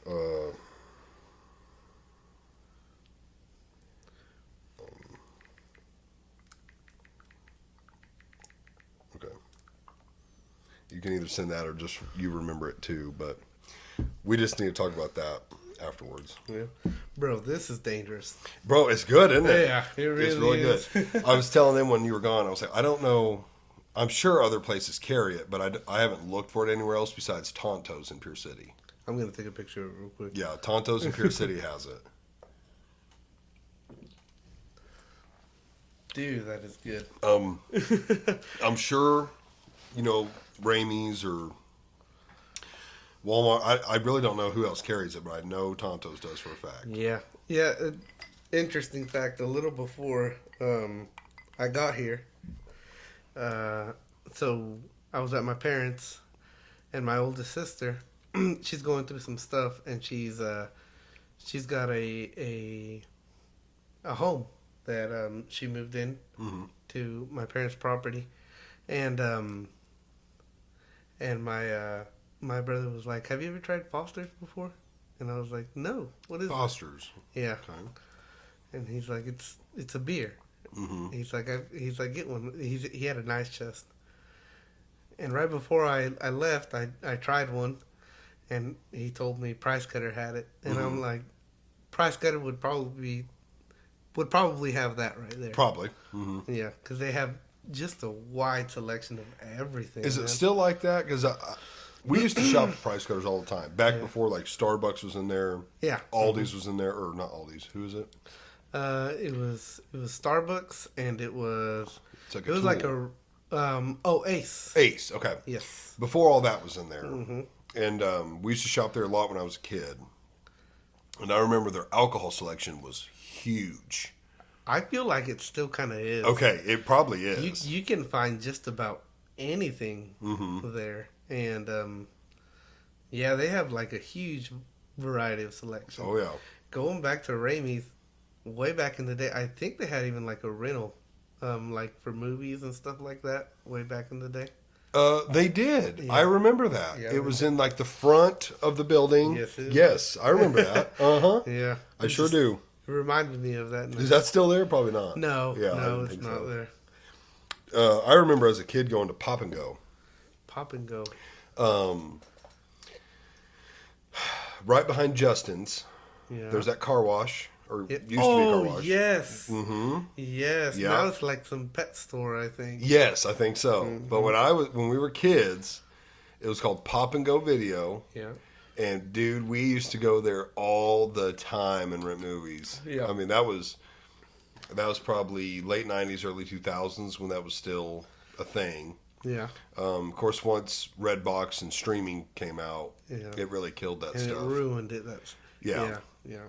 But I remember all the time we'd go in there and I rent movies. I remember as a kid, the age difference between me and my brother were probably about 10, 11 years apart. Really? Yeah. Between your oldest? Between my oldest. Wow.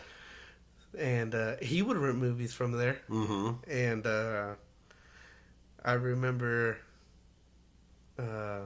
one time he was going to go rent a movie, and I wanted to go with him. Mm-hmm. And he was like, no. I was little. Right. And he didn't want me tagging along. And I think my dad had seen it. And he had told my brother, he's like, no, you're taking him. And I looked at my brother, and my brother was like, okay, come on, let's go. And I think he rented a movie, and he got a movie for me as well. And when we were leaving, he did like a little burnout. And we got home, and my dad could smell the rubber off the tires, I guess. Yeah. And he went straight to my brother and like chewed his ass out. And I remember my dad asking me, he was like, was he burning out? And I was like, no.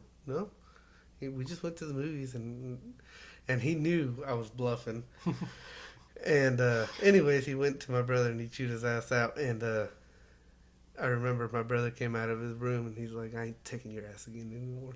And I was like, bro, I swear I never said anything. I never snitched on you. I don't know. What was it like growing up with brothers? Because I didn't have that growing up. So with my little sister, I think till this day we're still like PB and J. I mean, we fought and played together, and when I say we fought, I mean we threw down. Right. And embarrassing, but like sometimes she kicked my ass. Is this your younger or older? Yeah, my younger. My younger sister. She was a little badass. She still is, but yeah, with my older brother, I mean, because of the age difference, I was just always the annoying little kid, always trying to be with him. I don't know. Yeah, there was like a certain point where he'd even purchased a Mustang, and I just thought he was the slickest person ever. I was like, oh, he's got a Mustang. I don't know, but yeah, like we weren't like me and my brother weren't that close because of that age difference. Yeah. Now we are. Now I mean, I have something similar like that. Yeah. So I had an older sister who was 9 years older. Yeah. And then my two younger sisters, and which Moses married my older sister. And she was, like I said, 9 years older. And I won't go into too much detail, but she was a little troubled in her later high school years. Yeah. She was actually like a really good student and like a hell of a basketball player. Actually, Mike at work, Mike Linsler, he came up to me the other day when I had my 2-year celebration at our lunch. Okay. Yeah. And I've been meaning to talk to him, but I was like, man, I don't know if he'll remember me or not. Because I never talked to him really as a kid. But his daughter, actually two of his daughters, I don't even remember his oldest daughter, but his oldest daughter played basketball with Sabrina. Okay. And his youngest daughter played multiple sports with one of my sisters. I think my one right below me. And he came up to me while Arlen was talking, and we had a little conversation. He was like, Sam Crow, he goes, who are your parents? I said, Mitch and Sarah. He goes, I thought that had to be your parents. I recognized the last name. I said, yeah, I remember you, Mike. I was like, I remember you. I said, his daughter, I won't say her name, but I was like, so and so. She played sports with my sister, and he goes, yeah. And he mentioned his older daughter who played with Sabrina, and I was like, oh, I don't even really remember her, because Sabrina was so much older than me. I was like, I don't even remember her, but he was like, oh yeah, I remember Sabrina being a hell of a basketball player, and she was, but yeah, so I got to talk with Mike a little bit, but. What was I saying about my siblings? Oh, yeah. So Sabrina, like I always remember wanting to, kind of like you with your older brother, tag along with her, and because her being 9 years older, she could drive, and I just thought that was so cool, and I have some pretty fun and funny memories with her. But she moved out, and then it was just me and my younger siblings, my two sisters, and. Because I didn't have brothers, it was like they're gonna play as rough as I do, and they always did. I mean, we never like fist fought, but I mean, we would tussle. I remember we'd play basketball, and I was older and bigger, and not so much with my youngest, but with the one right below me. Like I wouldn't take it easier on her at all in basketball, and she would complain about. Why don't you, let me score and this and that. I was like, well, this is going to make you a better player. Like, if you can score on me, I'm way bigger, older, I'm a boy. Like, if you can score on me, then you're going to have no problem playing against girls your age. Yeah.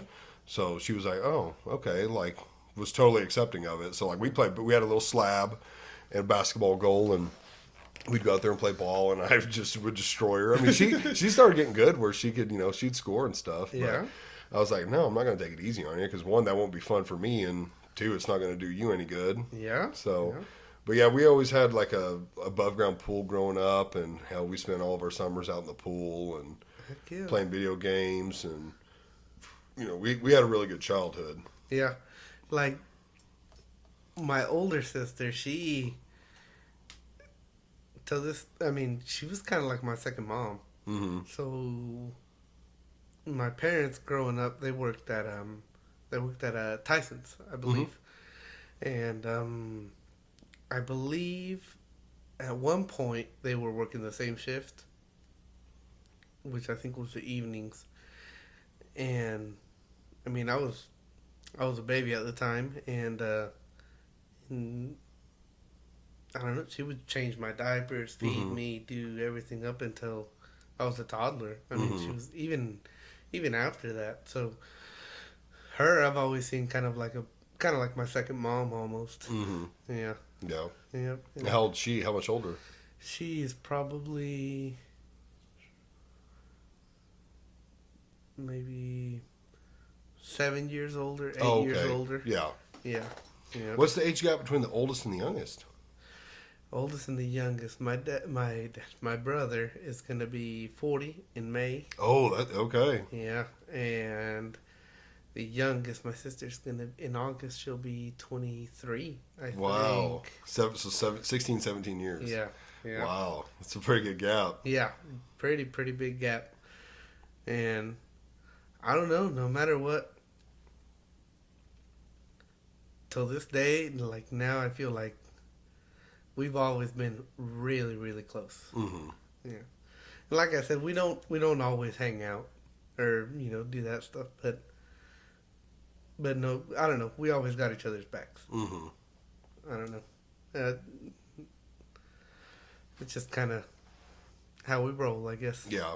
My wife's family's a lot like that. Like, Yeah. cousins are super close. Family friends. Like, I didn't grow up with really, like, family friends ever. It was, like, strictly family. Yeah. And even then, as a kid, my mom's side was fairly close. I remember we'd go to some reunions on my dad's side fairly often as a little kid. Wouldn't know anybody there. Would know very few people there. Would know like some very close cousins and uncles, but like second cousins, shit like that. Wouldn't have any idea who they are. No. No idea. And then like my dad's side, that kind of faded. Well, so did my mom's side. And now, like on my side of the family, I speak with Sabrina and my dad, Okay. and that's it. That's it. Now, I speak to every now and then some aunts and uncles and cousins, Yeah. but very rarely. Like we're just not that tight knit. Yeah. But for the most part, it's just Sabrina and my dad. Like we've had my aunt and uncle out here before. I saw some of my cousins here recently at my uncle's funeral, and it was good catching up with them. But like we're just, everybody's kind of doing their own thing. Yeah. But like my wife's family, bro, it's like everybody, Super close. super close. I mean, they're all the time having, just random get-togethers or, birthday parties or whatever it might be. And so it's like, man, that's strange. Because, I mean, I grew up a little bit like that, but not to that extent. Like, if you got together with the whole family, it was like 2 or 3 times a year. Yeah. Like, I remember it might have been like between a reunion, a funeral,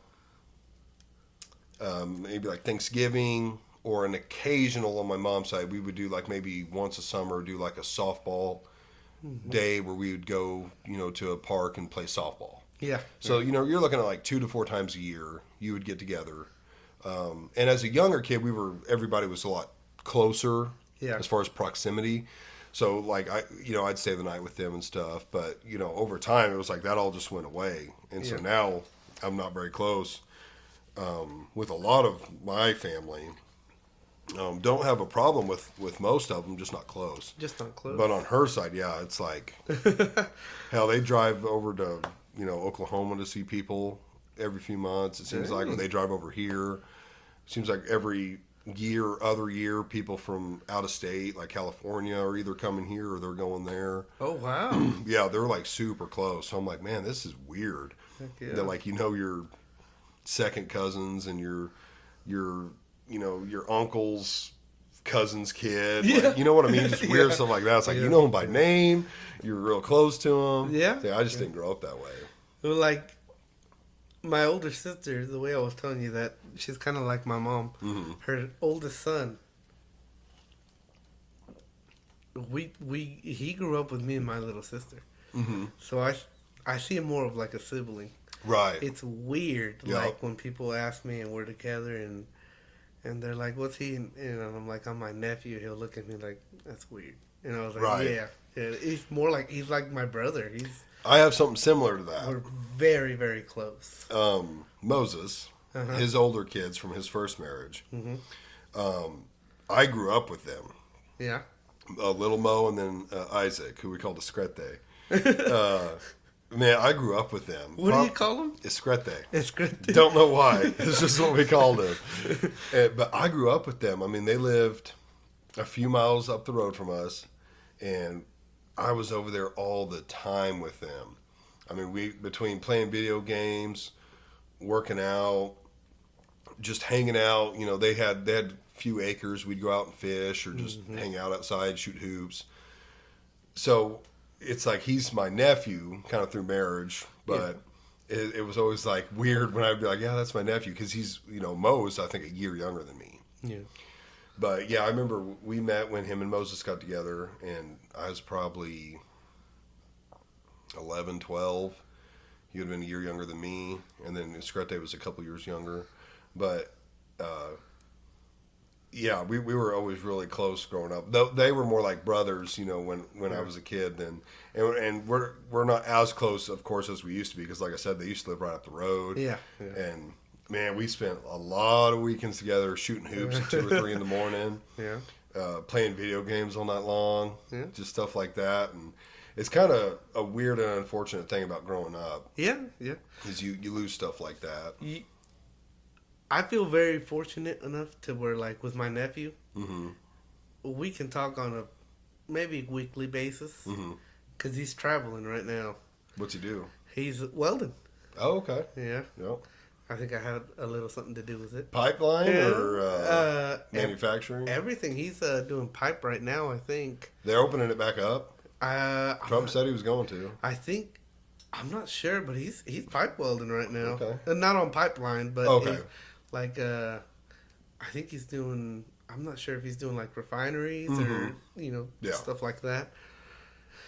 But yeah, but till this day, I mean, when he comes home, he'll message me and he'll be like, "What's up, man?" I'm like, "Not much. Mhm. You want to have a beer?" I'm like, "Hell yeah!" Mhm. We'll have a beer and just chill and talk, and I don't know. We used to fight all the time and play and run around and I don't know. I wouldn't fight. I wouldn't want to fight with him right now. He's a big dude now. Is he? He's starting to work out. He's Yeah. taking that stuff serious. Dude, it's addicting. Is it really? It's very addicting. He's super into it. I and found out within a month or so. it's It's addicting. he was scrawny back then, and Mhm. the work he's put in, man. Sometimes I see him and I'm like, dude, he's kicking ass. Yeah. He's definitely putting his time in. It's super rewarding. Like, Max and I go before work. Yeah. Mm-hmm. And most people don't want to go in the morning, which I understand. I'm the kind of person I wouldn't want to go after work. No. Well, we have a physical job, Yeah. and it's hot when it's hot, it's cold when it's cold. You get dirty, putting a hard day. And, we both have kids and a wife, and it's like, I just don't want to go after work, because then you're going to lose, an hour that you could come home and start getting ready for the next day and spending time with your kids and your old lady. Going in the morning, yeah, you lose an hour of sleep, but it's like, man, when I get to work, You're awake. I'm awake, bro. Yeah. I'm wide awake. I've already taken pre-workout. I got a good pump in. I've already accomplished something. Heck yeah. I'm loose. I'm warm. I'm You're ready to go. Yeah, ready Yeah. to go. Yeah. And it's done. You don't have to think, After work, after I work, gotta I gotta do go to this. the gym. Yeah. It's like, no, I get to go home. And Okay. I absolutely love it. The only thing I would change at this point is maybe going a little earlier. Really? And adding cardio, yeah. It's something I should do. Yeah. Even if it, just 30 minutes would be, Make a difference. make a difference, especially for me. I'm not trying to compete or do anything. If you're competing, you need to be doing an hour or more of cardio, but I'm not one to compete or anything. Heck So yeah. just to get some cardio in, good for your heart health. Good for and your health. Good in to general. lose some extra weight, but I absolutely love it. Heck Did yeah. you do any of that in high school or anything? No. So. Did you play sports in high school or anything? No, not really. When I didn't have soccer at the time? Yeah. Oh man, Yeah. better than football. Yeah, real football. No, but no, not really. A little before I got married, me and my wife, I was the only one working at the time. I think at that point, yeah, I was the only one working. In high school? No, once we had my son and maybe my second daughter. Mm-hmm. So when we had my son, we weren't married at all. Mm-hmm. We, and we had talked about it after a while, and then we were like, well, why not just let's do what we should have done in the first place and get married. Mm-hmm. And so we both wanted to look good for the wedding, and for about almost a year, we went every day. Mm-hmm. And I had never gone to a gym before. Never taken protein or any of out of creatine. Creatine? Yeah, Mm-hmm. or anything like that. Mm-hmm. And we just watched what we ate. Like we ate super healthy, and we would go for about an hour. And for like my first 2 or 3 months, all we did was just cardio. Mm-hmm. And because I was embarrassed of going and doing weights because I didn't know what to do. Right. And like on our 4th month, I was like, you know what, I'm going to do weights. I was like, I've never done weights before. Mm-hmm. And the instructions are right there for you. Mm-hmm. So I just started doing, I would do 30 minutes of cardio and then 30 minutes of almost everything Mm-hmm. of what they had. Right. So I would just do different workouts. They had a deal where you'd put whatever weight you wanted to felt comfortable with, and Cable machine. Mm-hmm. And you do that right there. Pull downs. I would do that for like 10 or 15 minutes. I would bench for 10 or 15 minutes, Mm-hmm. and then do dumbbells for 10 or 15 minutes. And I did that for the rest of the year. Mm-hmm. And even doing something like that felt good to me. Yeah. Because I've never been into the gym. I was just like, I don't know, I just want to do exercise. Mm-hmm. And that's kind of what I would do every single day. And there was always 2 people there that they were super fit, and they were trainers, I believe. Mm-hmm. And they would always look at us and be like, man, 6 months, 7 months, 8 months, you guys are doing good. Mm-hmm. Most people stop at a month or 2 months. Right. And we're always like, we just want to look good for our wedding. Mm-hmm. Yeah. And I don't know why we quit. We ended up quitting, and I miss it, to be honest with you. It's fun. Because I didn't even think about shredding weight, and at the time, I think I had shredded like 40 or 50 pounds Mm-hmm. without wanting to. I just wanted to look good, and that's something I wish I could do again. Mm-hmm. Unfortunately, me and my wife have different shifts now, so Right. But if I could start doing that again, I don't know. It not only do you look better, but I mean, I don't know. It really is true. You do feel better. Yeah, you absolutely feel better. Yeah. Yeah, just getting the body moving, and it's not only like physically healthy, but mentally healthy. Yeah. Yeah. Yeah, because so this winter, it's kind of embarrassing, but this winter, I was putting on like my bibs from last year, and I was like, "Holy smokes! I'm like, did they shrink or something?" I was like, These damn bibs are shrinking. No. I'm like, God dang it! Oh my God, these bibs are shrinking. Well, what time does your wife get home? She gets home at normally she's home by like 2 a.m. Oh, okay. She works from 5 p.m. to like 1:30, Mm-hmm. and she's only 10-15 minutes out. Sometimes she gets out a little later, but she's home by like 1:50, 2 a.m. Oh, okay. Yeah. I mean, you could swing it then. Yeah. You could go And I before. think if I really set my mind to it, Mm-hmm. I can do it before. Yeah, you could. Like, I wake up at 4, at the gym at 5, work out for 30 minutes, which I wish it could be longer. It could be. I could get there earlier. 30 minutes of high intensity is almost enough. Like, most people, I would say, would agree 45 minutes high intensity is enough. I'm about 15 minutes shy, but we do hit, we hit 4 different sets, 4 sets apiece, 4 sets apiece. So like on chest day, it'll be chest, and then we typically started supersetting stuff because we wanted to get to work a little earlier. We started leaving about 10 minutes earlier. So like on chest day, we'll hit chest, and then we'll do triceps and a shoulder together. So like, well, I'm doing a tricep, Max is doing a shoulder, and then we switch. Okay. Just back and forth, back and forth. And then we finish with another chest. So we'll hit like 2 chest, a tricep, and a shoulder. Back day, you'll hit 2 different backs, a bicep, and typically another shoulder. Leg day is all legs. And then the 4th day is like kind of a catch-all.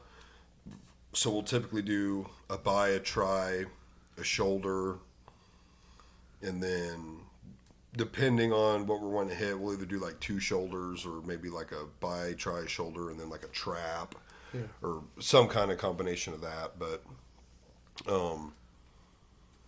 you definitely don't want to work out like 7 days a week. Even 6 days a week for most people is too much. If you did 6 days a week, like one day would just need to be cardio. Yeah. Because you want to give yourself plenty of rest. Yeah, I think like the way it worked out for me and the wife, I think we would go 4 or 5 times a week. Mm-hmm. And that was, for us, that was plenty. Yeah. I mean, we had never gone, so. Yeah, it is for most people. I mean, the only people that really should be going 6 days a week is if you're taking like anabolic steroids. Yeah. Yeah.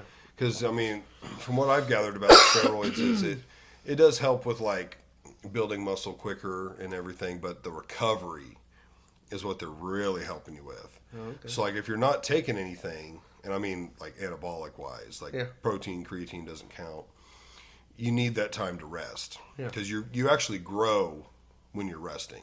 You're not growing in the gym. You're growing when you're resting. Huh. You're damaging yourself in the gym. And then when you rest, you're allowing yourself to repair. And that's what makes you bigger. But people who are taking anabolic steroids, their recovery time is far, far shorter. So they can train more often, which is why they get bigger. And it does help, it does help your muscles get bigger quicker. But it allows the recovery time to be much shorter. So a normal person, like 4 to 5 days is all you need in the gym. That's all you should do in the gym. Okay. And if you ever hear someone who's like, I work out like 7 days a week and they're never resting, that's not good. Now, maybe if they're doing like weight training 4 days and then like cardio only 3 days, that's okay. But if they're weight training like 6, 7 days a week, that's not good. You need that time to rest. Like your body's made resting. Yeah. So I spoke about with Little Mo last week. Like the order of importance would be like nutrition, sleep, and then the workout itself. Yeah, so Moses had showed me a picture of one of his sons. Probably Little Mo. Man, he is ripped. Yeah, man. He's an amateur bodybuilder. He was on last week's episode. Was he? Yep. Man, I remember Moses telling me he's like that. I think him and his son go work out together every once in a while. Yeah, I think every now and then they go work out. Yeah. Mm-hmm. And I remember him showing me a picture of him, and I was like, Jesus, dude. Yeah. I'm like, he's ripped. Yeah, he's very ripped. I think he said he was in the men's physique category. So there's different categories. I think the only 3 I know of, there's probably more, but like men's physique, and then classic, and then open. Okay. Men's physique is what he's in. Classic would be him, but bigger. Okay. This is like roughly from what I know about it. And then open is the freakishly big guys. Okay. The guys that are just like, don't even look human. Yeah, that's open. And it's all based off like weight and height and stuff like that. On like 1 year, well, he's done a meet or a competition or whatever you call it, and I think they basically told him the only reason he got second place was his. I think what he told me was his chest was a little underdeveloped or something, but he was like kind of overly developed in a couple other things. Because like in again, I don't know this exactly, but like in the men's physique, you can't just be fucking huge. That's not what you're really going for. You're going for like shredded. Yeah. Big but shredded. Mm-hmm. Whereas the classic is quite a bit bigger and shredded. They're all shredded, but like Classic's quite a bit bigger. And then Open are the guys that are just like, you know, they walk around like this and they're just massive. Yeah, yeah. And, you know, that is definitely a genetic thing. Like you can't naturally walk around at 150 and expect to compete in Open. Yeah, yeah. You know, you'd probably never get big enough to compete with those guys. But yeah, I always recommend it to people. It's like, if you can do it, it's so worth it. Yeah, yeah. Well, I'll be honest with you. Even when me and my wife would go to the gym, I remember at the beginning, like cardio, I do my mile in like 10 minutes. It's not bad. And I was like, man, that's sad. In high school, I could do it like in almost 6. Damn. Yeah. That's really good. And after my year, I would run my mile in 7 minutes and like 40 or 50 seconds. Okay, that's good. And I remember like looking at that time and being like, oh, I don't know, it just feels good. Yeah. You're like, dude, one might think it's not, but it's a big improvement. That's good. I mean, dude, when we used to do the mile test, I don't know if you did that in high school. Yeah. And man, I was always like 13, 14 minutes. Like you had 15 minutes to do it. Mm-hmm. I think at my healthiest, I probably did it in like 12. Yeah. But in high school, like I was 250. You know, I was a lineman. I wasn't like, endurance was not my thing. Yeah. It was more strength. So, yeah, cardio was never a favorite of mine. You know, I have noticed, I do cardio on Fridays when we work. Yeah. If we don't work, I don't go in, but something I should. But if we work Fridays, I go in and just do cardio. Mm-hmm. And I've noticed the last few times, I always do the bike, you know, because it's easy. You know, I don't want to just like start doing the Stairmaster or anything crazy. And it gives me time to play my game. So, like, could I try harder? Absolutely. But, like, I get on the bike, I play my game. Yeah. You know, I just sit there and pedal pretty. I'm not pushing myself crazy, you know, but just getting loose. Yeah. But I've noticed the last, like, 3 times I've done it, I've increased by, like, a quarter of a mile every time. Man. So, like, the first time I think I did 3 miles in, it's like 25 to 28 minutes. And then I did, like, a little over 3, and then the last time I did like 3.5. So, which on a bike, you know, it's not impressive, I'm sure, because I'm not in there just pedaling super hard. Yeah. I'm just, you know, going at a decent pace. And, yeah, I mean, by the time I get off the bike, I'm like, my legs are, you know, they feel it. Yeah. But I don't know, man. There's just I'm so addicted to it now. I mean, I've got, you know, blessed to have Max sponsor the podcast, and so I've got my pre-workout, and I take creatine every day, 10 milligrams of creatine every day, protein shakes every day. Really changed my diet, bro. It's so crazy. Like, I track everything I eat. Yeah. And I've done it I'm a little over 200 days now. And I just got off carnivore, started eating carbs again. And I was like, you know what, let's make a hamburger helper. Like, we haven't made that in a long time because kind of me. Yeah. And I weighed it out, entered it in, and I was like, holy crap. Like, I cannot believe how many calories are in this. And so I've told a couple guys that have, you know, wanted to start getting in shape. I'm like, dude, you have to track what you eat. Yeah. Because you will not believe how fast you'll consume calories eating the way you normally eat. I was like, you've got to really clean it up. Is that what you were doing the other day when they provided us with hamburgers and hot dogs? Yeah, you saw me on my phone. Bag of chips. Yeah, I was scanning it. Yeah. So the app I use, you can like scan barcodes, and it'll bring up the exact thing you're eating, and it'll have all the macros involved with it and everything. Okay. Yeah. Which when I was doing carnivore, which that's something I'm going to do on and off. Like, so I quit doing carnivore because, again, talking with Little Mo, he really knows his stuff on that kind of subject, and he was basically like, dude, I think you've run the cut into the ground. Like, you've been cutting for 6-8 months. You know, you've plateaued twice. I plateaued at 260. I did carnivore, lost another 15 pounds, kind of plateaued again. And he's like, dude, you just have a naturally big frame. Yeah. like you're only going to lose so much before you start sacrificing muscle loss, which I have no interest in doing that. Yeah. He's like, I think you need to go on a mini bulk but do a clean bulk, because if you're like a power lifter, you could get away with a dirty bulk, which is basically just, again, you want to eat healthy, but like as long as you're getting your calories in a overall, it doesn't matter how you get them. But a clean bulk, like you need to eat more, but you need to eat healthy. Okay. And so I started doing that, it's a weird, I've been strictly dieting for so long. It's weird to diet in the opposite way. Yeah. Where it's like you need to actually eat more than your daily allowance because you want to, give your muscles the energy and the nutrition they need to build. So like I've been, seeing the scale and it's like at 250 now. Yeah. I was at 245 and it's like I'm already like, okay, that's okay. Like it only took a week or two to be like, I've been trying to go down and now that I'm going up, the first few days it was like, man, this sucks, Yeah. But that's the goal, is to pack on muscle, kind of reset your body, and then when you go to cut again, it actually will help you to where you will get further below than you could originally. Okay. So you got to kind of cut and then bulk, cut and then bulk. It's a back and forth thing all the time. Yeah. And now that I've changed my diet, I find myself like when they bring donuts. Yeah. I think out of the last 10 or 12 times they've brought donuts, I've had one. Really? Mm-hmm. That's interesting that you say that. When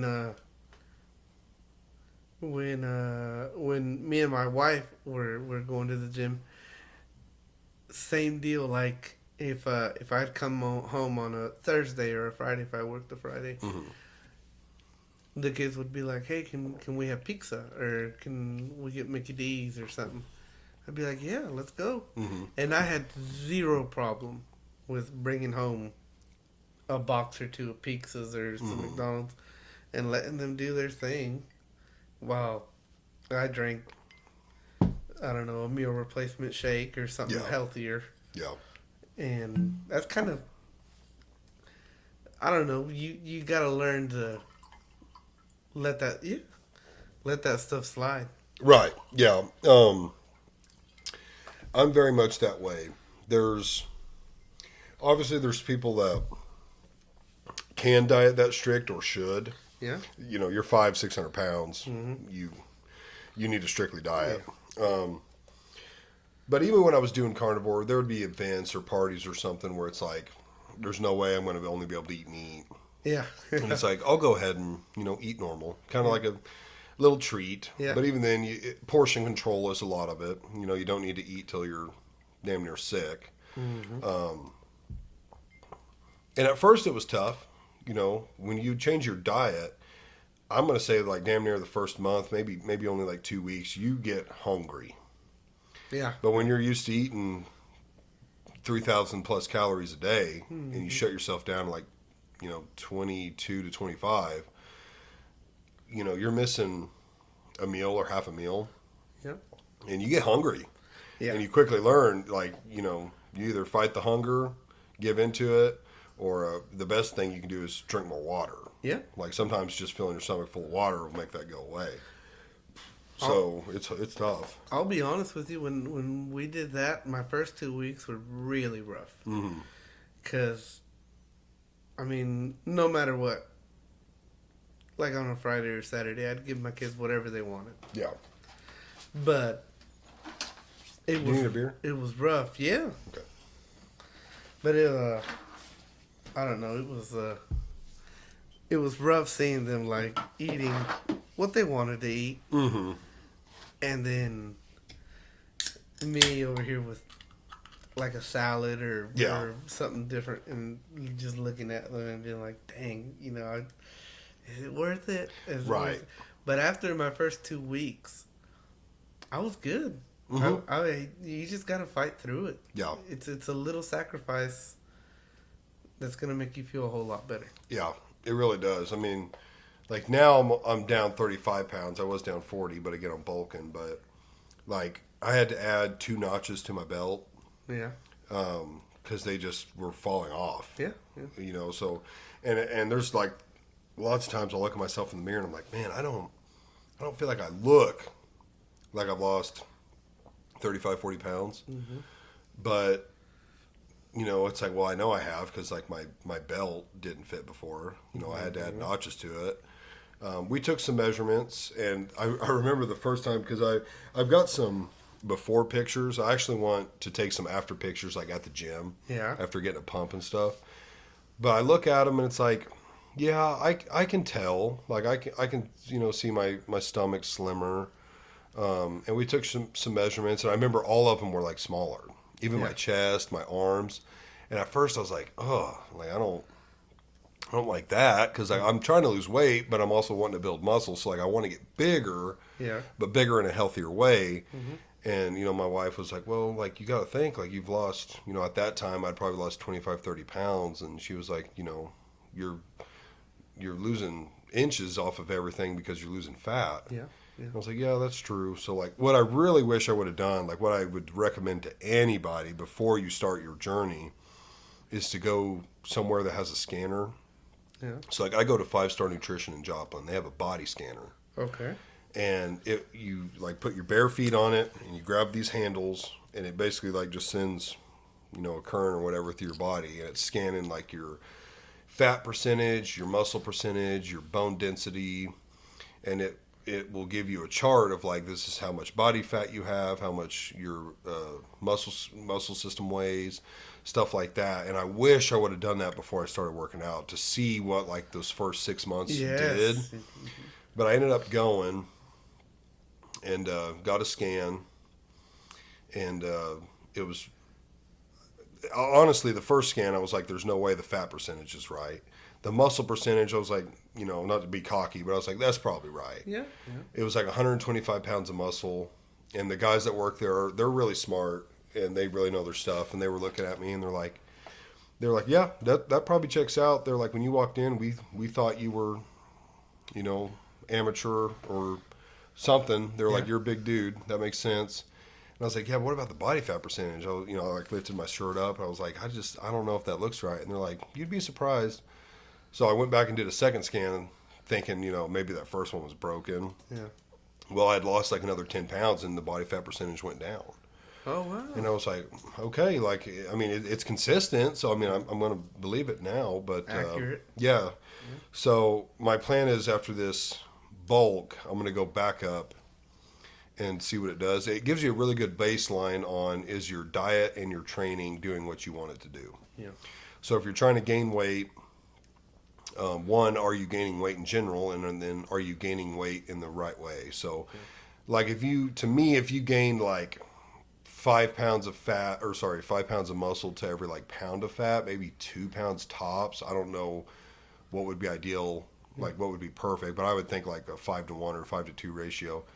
Like if you did that, okay, then my diet's working. Like let's say in 6-8 months I gained 10 pounds of muscle and 2 or 3 pounds of fat. Yep. That would be good because you're going to gain fat if you're gaining muscle. Like if you're eating in a surplus, you can't help but gain fat. But then the objective when you're cutting is to lose almost no muscle, but lose fat. Sometimes you're going to lose a little muscle. That's probably more times than not. But like I think the last time I had lost 1 pound of muscle, but I'd lost 10 pounds of fat. So it was a 10-to-1 ratio. And I was like, I'm happy with that because I am wanting to lean out. So I was like, that's okay. 10-to-1, that don't sound that bad. Can most people do that? I think it would depend on your body type. Yeah. I have the fat to lose. I'm also taking things, which probably does help. So I would say most people, especially a leaner person, probably isn't going to get a 10-to-1 ratio. Yeah. But, and also it's not like I'm doing it that strictly. You know, I'm not in the gym 5 or 6 days a week for an hour or two at a time, which you don't need 2 hours at the gym anyways. But I'm at least going and putting in the time I feel like I can. Yep. On a side note real quick, before I got here, I was telling you that I was hearing a podcast that you had done with Max. Yeah. He had said something about him doing an energy drink. Yeah. Is that out yet? No, it's not out yet. I haven't talked to him about it in a month or two, probably 2 or 3 months. It's a funny story. So he contacted this place. No, I don't want to say all that. Let me think of what I can say. Yeah. Because I don't want to. Because I'm interested because I remember him. He wants to do kind of like his own thing, Yep. but he wants that kind of like monster kind of. And I was like, bro, if he could do something like that. Yeah. I'm a big energy drink guy. Me too. And I was like, that's something I would look into right there. Yeah. So he's in the process of doing it. He reached out to a place. Things got a little weird for a minute as far as them reaching back out to him. Again, I'm leaving stuff out. I can tell you afterwards, but they finally reached back out, and as far as I know, it's still in the works. Okay. It's been a couple months since I've talked to him about it, but it's still in the works. It does take time, but last I knew, the guy was working on it, and that's his next goal. I think is to release a. I think it's more of a. I mean, it's a typical energy drink, but it's like a pre-workout energy drink type thing. Probably low calorie. I can't remember what he said about that. But yeah, it's cool stuff. I mean, he's wanting to venture out into either protein and or creatine. I can't remember. Okay. But he's wanting to expand the pre-workout line. Yeah. Which, like I said, I'm super blessed that he sponsors the pod. You know, I shout him out at the beginning of every pod. I put a link in the description. I try and share something from his post like once a week. Yeah. So, you know, he helps me and I help him. You know, I've always got his products sitting here right front and center. And it's really cool. I really enjoy working out with Max. It's one of those things where, especially at first, the biggest thing was having an accountability partner. And I'm talking like the first 2 to 4 weeks, a majority of the motivation was the fact that I would feel like an asshole if I didn't go because he would be there and I wouldn't. Well, yeah. And now, recently he took 2 weeks off for his kid. Yeah. I didn't miss a fucking day. I think I took a week off from weightlifting. Why did I do that? I think, man, why did I do that? I don't remember. I think I was, I think another guy I go to the gym with was taking 2 weeks off, which he didn't even take the full 2 weeks off. He's so addicted. But he was talking to me about, you know, he was starting to tell like he was just hurting. Like his bones were hurting. You know, he's like, I've been doing this for like a year straight. He's like, you know, typically like once a year, he'll take a week or 2 off, which is kind of, I agree with, is smart. To backtrack, so in high school, when we would have like Christmas break or spring break or whatever, you know, we wouldn't work out. And I always remember when we would come back from those breaks, we would typically max out. And I always remember being like 15 to 25 pounds stronger on my 1 rep max coming back. Huh. And what that is like a good 2 weeks of rest really lets your body reset. Kind of like rebuild. And... Yes, fully. Okay. You start venturing into week 3 and 4, you're going to start losing stuff. But like a solid 2 weeks, and I'm not saying you should work out for a month and then take 2 weeks off. Yeah. I'm saying you should work out for like a year, and then you could take 2 weeks off.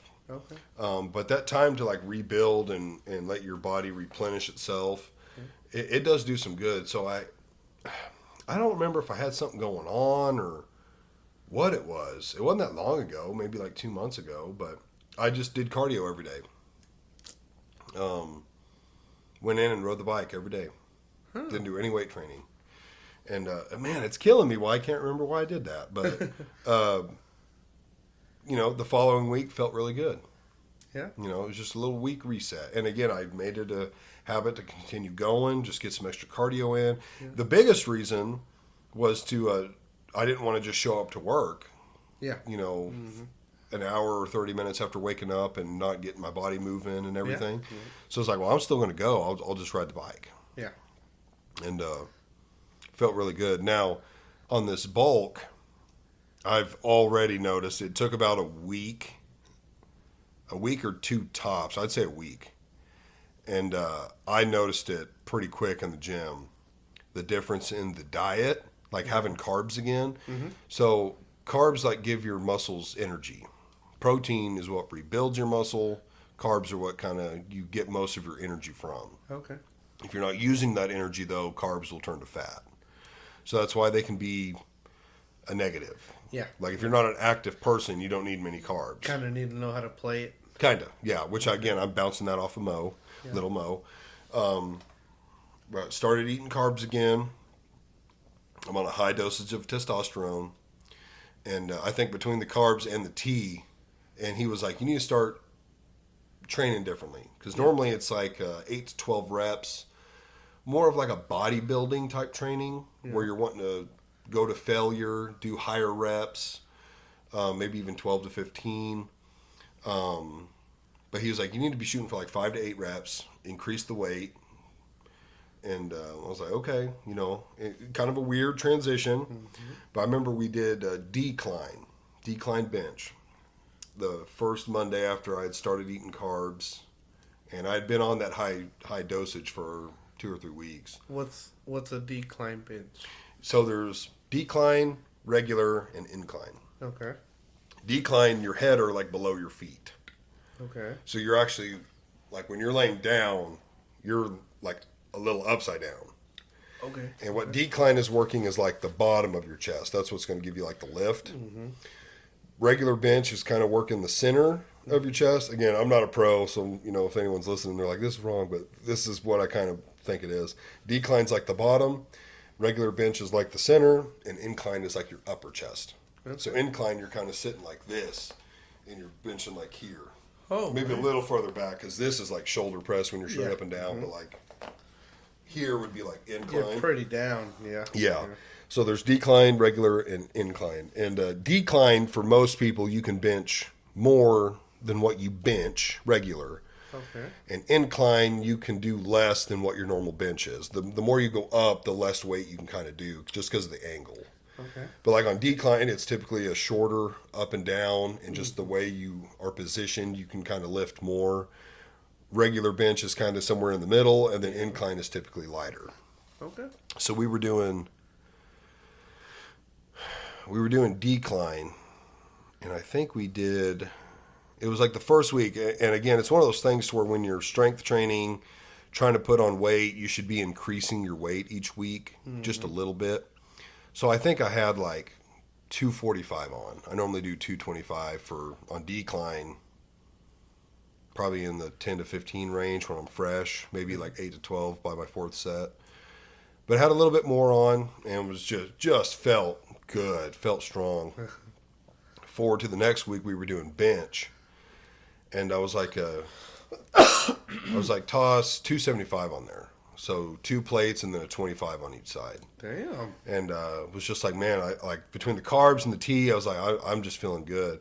And now at that weight, like I do put wrist wraps on, especially on decline. It almost hurts my wrists, but you put those wraps on and it kind of like, so it goes like right about here, and it really just locks in your wrist. Otherwise, you kind of have a little more movement, and that's where I think the pain comes from. But those wrist wraps really lock you in. So I had those on, and man, I think I did 5 reps each set. So like the first 5 felt a little bit better, and then by the last set, like the last one, I probably needed help on. But I sent it to Little Mo, and he was like, is that 275? I was like, yeah. And he's like, oh, you're in the big boy shit now. Which, for my size, there's people that bench so much more. But it felt good because normally I do like 225 for more reps. But to put 275 on there and just feel strong and rep it out, I was like, man, this feels good too. Like it's a different kind of training. So there's other things I wish we could do, like deadlift and squat. We strictly don't do them because they just take so much time. Yeah. So leg days is like a leg press, hamstring machine, quad machine, maybe a glute machine, things that go quicker. Because if we squatted, it'd take the whole 30 minutes. Which it's in my opinion, it's a better quad workout than Yeah. a leg press. Not all the time. We've found a couple leg presses that they really hit you. We Really? actually just did the last week or two, and we'd done them before, but we walked in and it's typically like a, what do you want to do today? I don't know. What do you want to do today? And I was looking at a machine. I was like, let's try these. We haven't done these in a minute. And it's like a lay down one. So you lay on it, you disengage it, and then you go back and forth this way. Instead of a normal leg press, you're kind of sitting in it like this, and you're pushing the weight at like a 90. Yeah. You're laying down on this. And they actually have a cool one. I'll see if I can show you a picture. You're like 6 feet up in the air. Yeah, you have to climb up onto this thing. It's a really cool piece of equipment. And how does that work? You lay down on it as well. You climb up there and then you lay on your back on it. Oh shit! It's very unique. But we did that one and it was like, bro, my quads are on fire right now. So I was like, we're gonna use that one more. Have you ever gone to the gym before and been like, I want to come out feeling sore today? You should pretty much feel that way every day. Really? Yeah, you should feel like that all the time. Oh man. So like every Wednesday, when I get to work, Yeah. I have to hold on to the railing to get up in the building because my legs are that shaky. Really? Oh yeah. Because I remember when me and my wife would go towards the end, there were a time or two when I told my wife, like, okay, the weights I'm going to take serious today. Mm-hmm. I want to feel it. Mm-hmm. But I didn't realize how bad sometimes it can get. Like, Mm-hmm.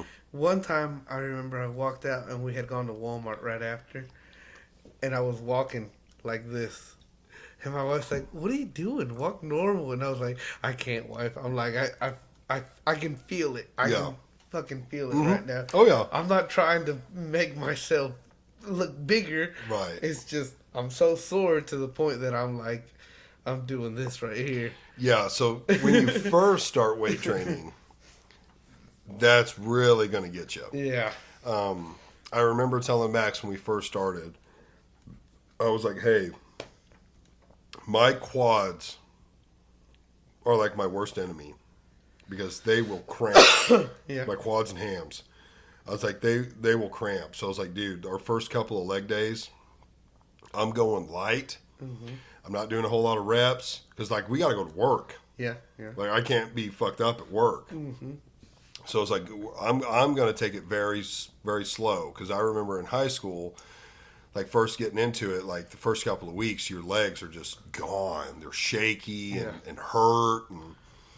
And so I said, give me a couple of weeks to let my legs get used to this, and then I'll be okay. Yeah. And so, yes, the first 2 to 4 weeks, if you like haven't been to the gym ever or in a very long time, you're going to be extremely sore. Yeah. And then after that goes away, that real bad soreness. But you know you got a good workout in when it's like a day or two later, and you're like, man. Like, I remember I bought these, it's a wrist strap, but it has like a curled piece of metal that goes in your hand. So it kind of makes a U. Okay. And it's for back. So when you're doing like pull downs or rows, Yeah. it takes that pressure off of your biceps and your forearms, mainly your forearms and your grip, because basically your back, you'll have more reps left in your back than you will in your forearms and your grip. Okay. Like your forearms and your grip will give out before your back muscles will. But if you have these things on, you're not relying on your grip as much because they're wrapped around your wrist, and then it's got that metal hook in your hand.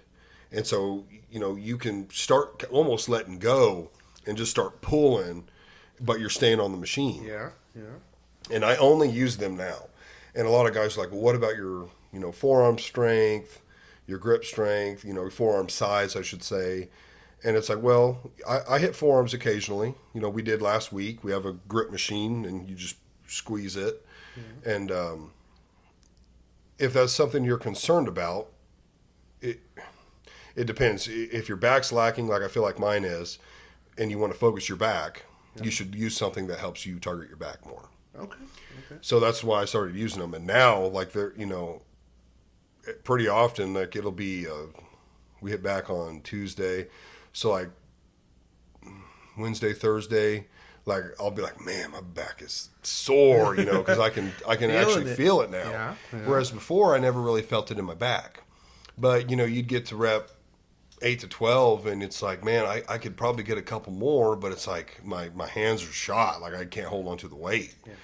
Whereas you have these things, and it's like you don't have to really hold on to the weight; it's holding on for you. Yeah. Mm-hmm. So I let a buddy borrow him. He's fucking huge.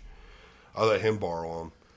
And I was like, dude, I went ahead and met because he's on the same pattern we are, which is push-pull legs. And I was like, yeah, use them today. I'll get a day in working forearms. Yeah. And he used them, and a couple days later, it was like that Thursday or following Monday, he was like, bro, my fucking back was sore. That's how I told you, dude, you need to get some of these because they take a lot of pressure off your forearms. But it just depends what you're wanting to train. Like if you're wanting to build bigger forearms or increase your grip strength more than you're wanting to your back, then you shouldn't use them. But my forearms aren't big. Well, I don't know. They're not like anything special, but I actually remember I did a ride along with the ambulance. I remember you telling me that. Yeah, we were taking my blood pressure and stuff, and they put the let's see, what was it? Was it the adult cuff? I think it was. I think they put the adult cuff on my forearm. Yeah. And then we went ahead and took another guy's blood pressure, and they used the adult cuff on his bicep, but it was like they got way more wraps. It was way smaller. And he was like, your forearm is bigger than my bicep is. And I was like, well, it's not like I try and train them that often. I don't feel like they're underdeveloped, but he's also probably 180 pounds, and I'm 250. Yeah. So it's genetics. It's based off what you want to hit. I mean, to me, I would say you should always use those straps for back day. Or at least 3 out of 4 back sessions, and then you should just train forearms separately. And your forearms get trained, via other ways, but that's not something I'm self-conscious about or worried about. Yeah. So I'd rather my back get targeted, which, like Little Mo has explained posing to me and like how you flare your traps, and I think my thing is like your lats. I think my back is a little underdeveloped.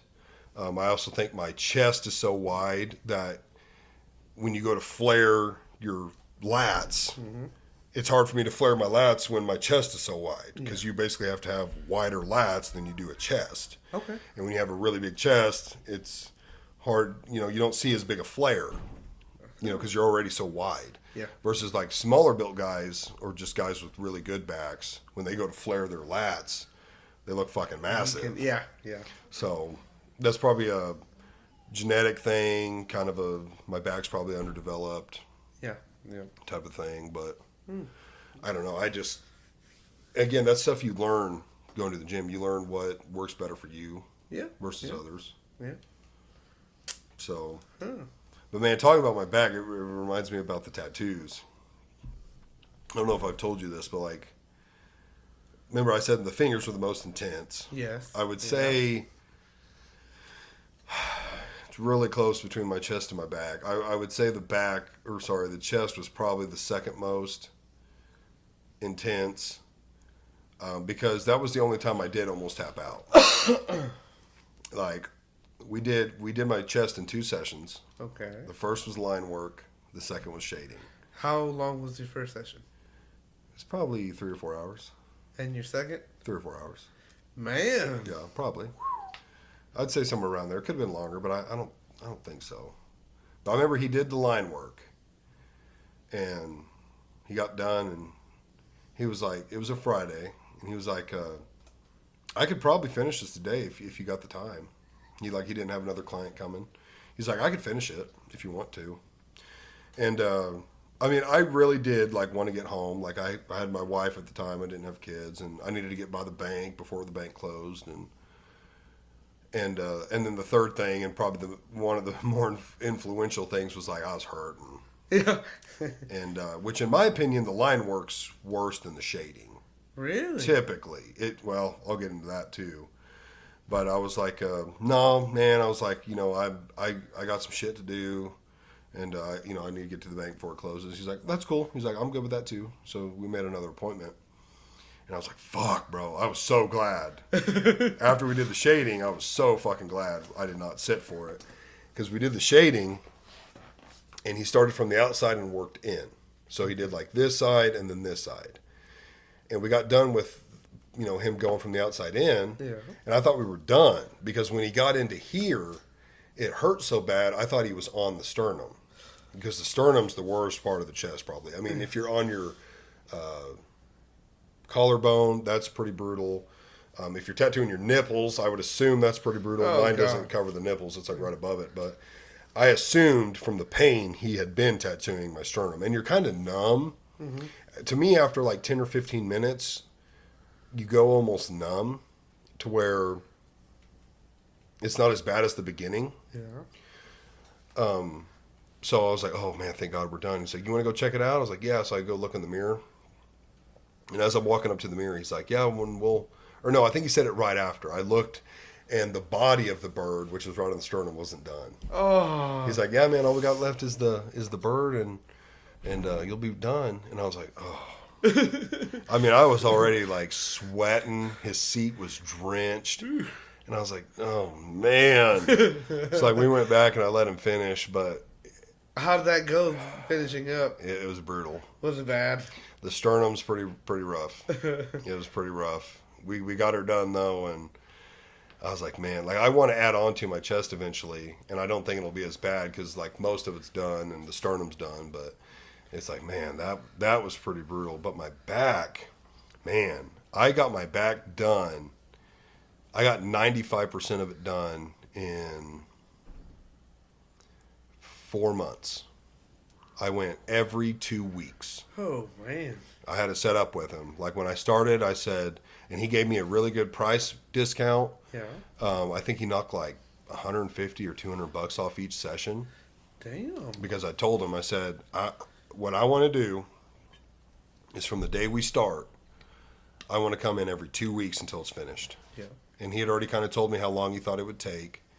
And I said, okay, I'm going to be here every 2 weeks. So he cut me a deal, and they were from. When did I get there? Maybe noon to 8 o'clock. Yeah, it was 8 hours, and we probably averaged 5 to 6 hours a time. Because he would provide me with lunch most of the time. And then we would, he'd take 1 or 2 30-minute breaks, go smoke and let me sit for a minute. Mm-hmm. But we probably averaged 5 or 6 hours a time. Jesus. And so I went 9 sessions in a row every 2 weeks. And then we fully let everything heal up. And I went like a month or 2 later just for a touch-up session. And after the very first session, which we started on the crucifix. Okay. He like did a bunch of work, and then he wanted to go back over some of the stuff he'd already done. Mm-hmm. And I could not sit for that. Just kidding. Like I don't think I could have done it mentally because it hurt so bad, but physically, my body would move without me even doing it. Like he would start to do it, and I would just like go forward into the chair and like pull away from him. And we very quickly figured out it was like, if you tattoo something, you can't come back 2 or 3 or 4 hours later and like re-tattoo over it, like add shading or whatever he was doing. Yeah. Because I think there was a combination of like line work and shading. There was, my back's pretty big and it's the whole fucking back. Yeah. So it was like, basically start somewhere and just work your way up or down or to the side or whatever, but you cannot go back and tattoo over something you've already tattooed.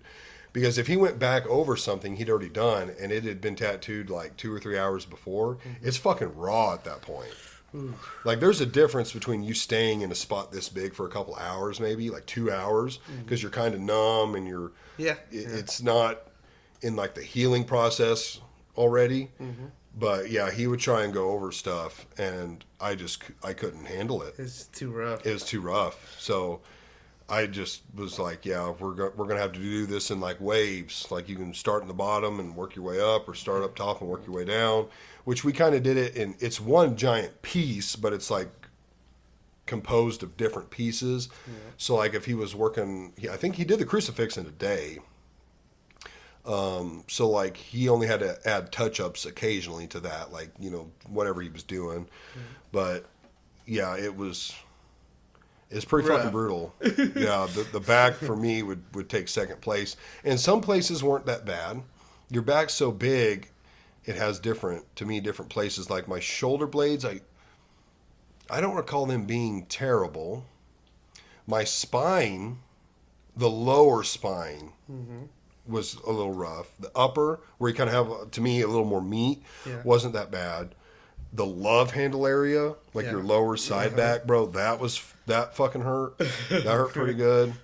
And then I would say, like, where your ribs are, that fucking hurt pretty good. So most of the back hurt. But man, I fucking love my back piece. It's one of my favorite pieces. Heck yeah. Which sucks because I can't even see it, but it is one of my favorites. Heck yeah. But I would love to go get more. But I mean, man, when I was getting tatted heavily, like, we didn't have kids, we didn't have a mortgage. You know, we were renting at the time. Yeah. Rent was cheap, no kids, and yeah, tattooing's fucking expensive. I don't know how much I don't even know how I ballpark it. Probably.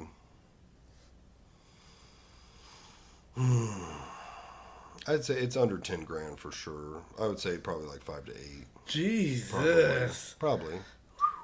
I've spent a lot of hours in the chair. I mean, I think I've tallied it up before, and I've had to have spent, man, my fucking back alone, I had, you know, probably 60 hours. So you count everything else, I'm probably at like 100 hours in the chair. Whew. But man, you don't have any. No. Oh, it's so fucking addicting. Is it? Oh, dude. Once you get the first one, like, if my old lady didn't care and money wasn't an option, my whole body would be fucking tatted. Really? Absolutely. I want to tattoo my neck so bad. Yeah. And Maddie's like so against it. And it's funny. It's like, with a beard, you wouldn't even see it. Yeah. But I'm fucking addicted to them. Hell yeah. Absolutely addicted. I've had literally this on my hands, which says always, or Saved by Grace. Yeah. Right here. Yeah. I've had this tattooed probably a dozen times. Yep. Anytime. So the first time I got it, they told me, and I already knew, it's not gonna hold. The side of your hand does not hold ink very well. And I was like, that's okay. I already let him know in advance, dude. Anytime I come in here for something, we're gonna touch it up. Yeah. So I've literally probably had it tattooed at least a dozen times. Whew. And it doesn't hurt as bad as you would think. Right here by the pinky, kind of hurts, but the rest of it's not very bad. Really? But I'm telling you, it's probably 3 to 5 times darker than when it first was. Really? Just going over it and over it and over it. Yeah. So yeah, like the last time I got tattooed, I had the last 2 Chiefs Super Bowls added to my leg. I've got a Chiefs tat here on my thigh, and it was like, yeah, we'll go ahead and touch these up while I'm in here. Heck yeah. So yeah, it's just like a ritual. Every time I get a new tattoo, I have these touched up, which I haven't. Well, let's see. Yeah, I would have done that while I worked at Steel Tech. So I think I did it. I must have done it on a Friday, and then I think I was just real careful with putting my gloves on and shit. Yeah. At work, because it'd be tough to get your hands tatted where we work. But like I've had, where was that burn at? Right there. That one right there? Yeah, which I don't, it's a little red, but like, that'll sure fuck your tattoos up. Will it really? Oh, yeah. Oh. Yeah, it'll mess them up. That's probably the most messed up I've had so far. Really? And that was a good burn. Yeah, that was a good burn. I was laying on a beam while the beam welder was running. Yeah. I don't remember what it was doing, but I was like, I think fucking with the far one. And Charlie was chip and flux. Yeah. And we were laying like a 5/16 weld, maybe a 3/8 weld. So hot flux. Big old piece of flux, and he chipped it, and it landed, and I went like this to like reposition. It just seared me. I was like, oh, shit, that hurt. Yeah, it left a good old blister on there. Yeah, you felt that. Yeah. Yeah. But, yeah, dude, I love them. I absolutely love them. I don't blame you, bro. They look fucking slick. Yeah, it really depends. Like, I remember when I was getting them, I was in construction, and I was like, hell, it's no big deal if I'm all covered in tats. And then, as time's gone on, hell, places of employment don't care. Yeah. It used to be a big thing, especially like if your neck was tatted or your hands. I mean, even before that, if you just had like something on your forearm that was exposed, like it was a big deal for people to hire you. Yeah. But now it's not really much of a big deal. No. A lot of people our age are more accepting of it. They're kind of in positions of hiring. Yeah. And so it's like, dude, I'm tattooed as well. Like, it's no big deal. People don't look at it like they used to. Yeah. And I was always the kind of person, I was like, I don't give a fuck what you think. Like, I want to be liked and respected, but it's like, if you don't like that I'm covered in tattoos, well, that's your problem. That's on you. Yeah, it's not my deal. So I'll still be nice to you and everything, but it's just not as big a deal anymore. Yeah. But I love them. I mean, yeah, like I said, it's so addicting. I absolutely love it. Hell yeah, man. You want some more oatmeal? I'm good right now. I'm good. I'm to that point. I'm good. It's dangerous. It is dangerous. It's really good stuff. Oh, man. Man, was there anything else you want to talk about? How long have we been going? 40 minutes. Sure. I don't know.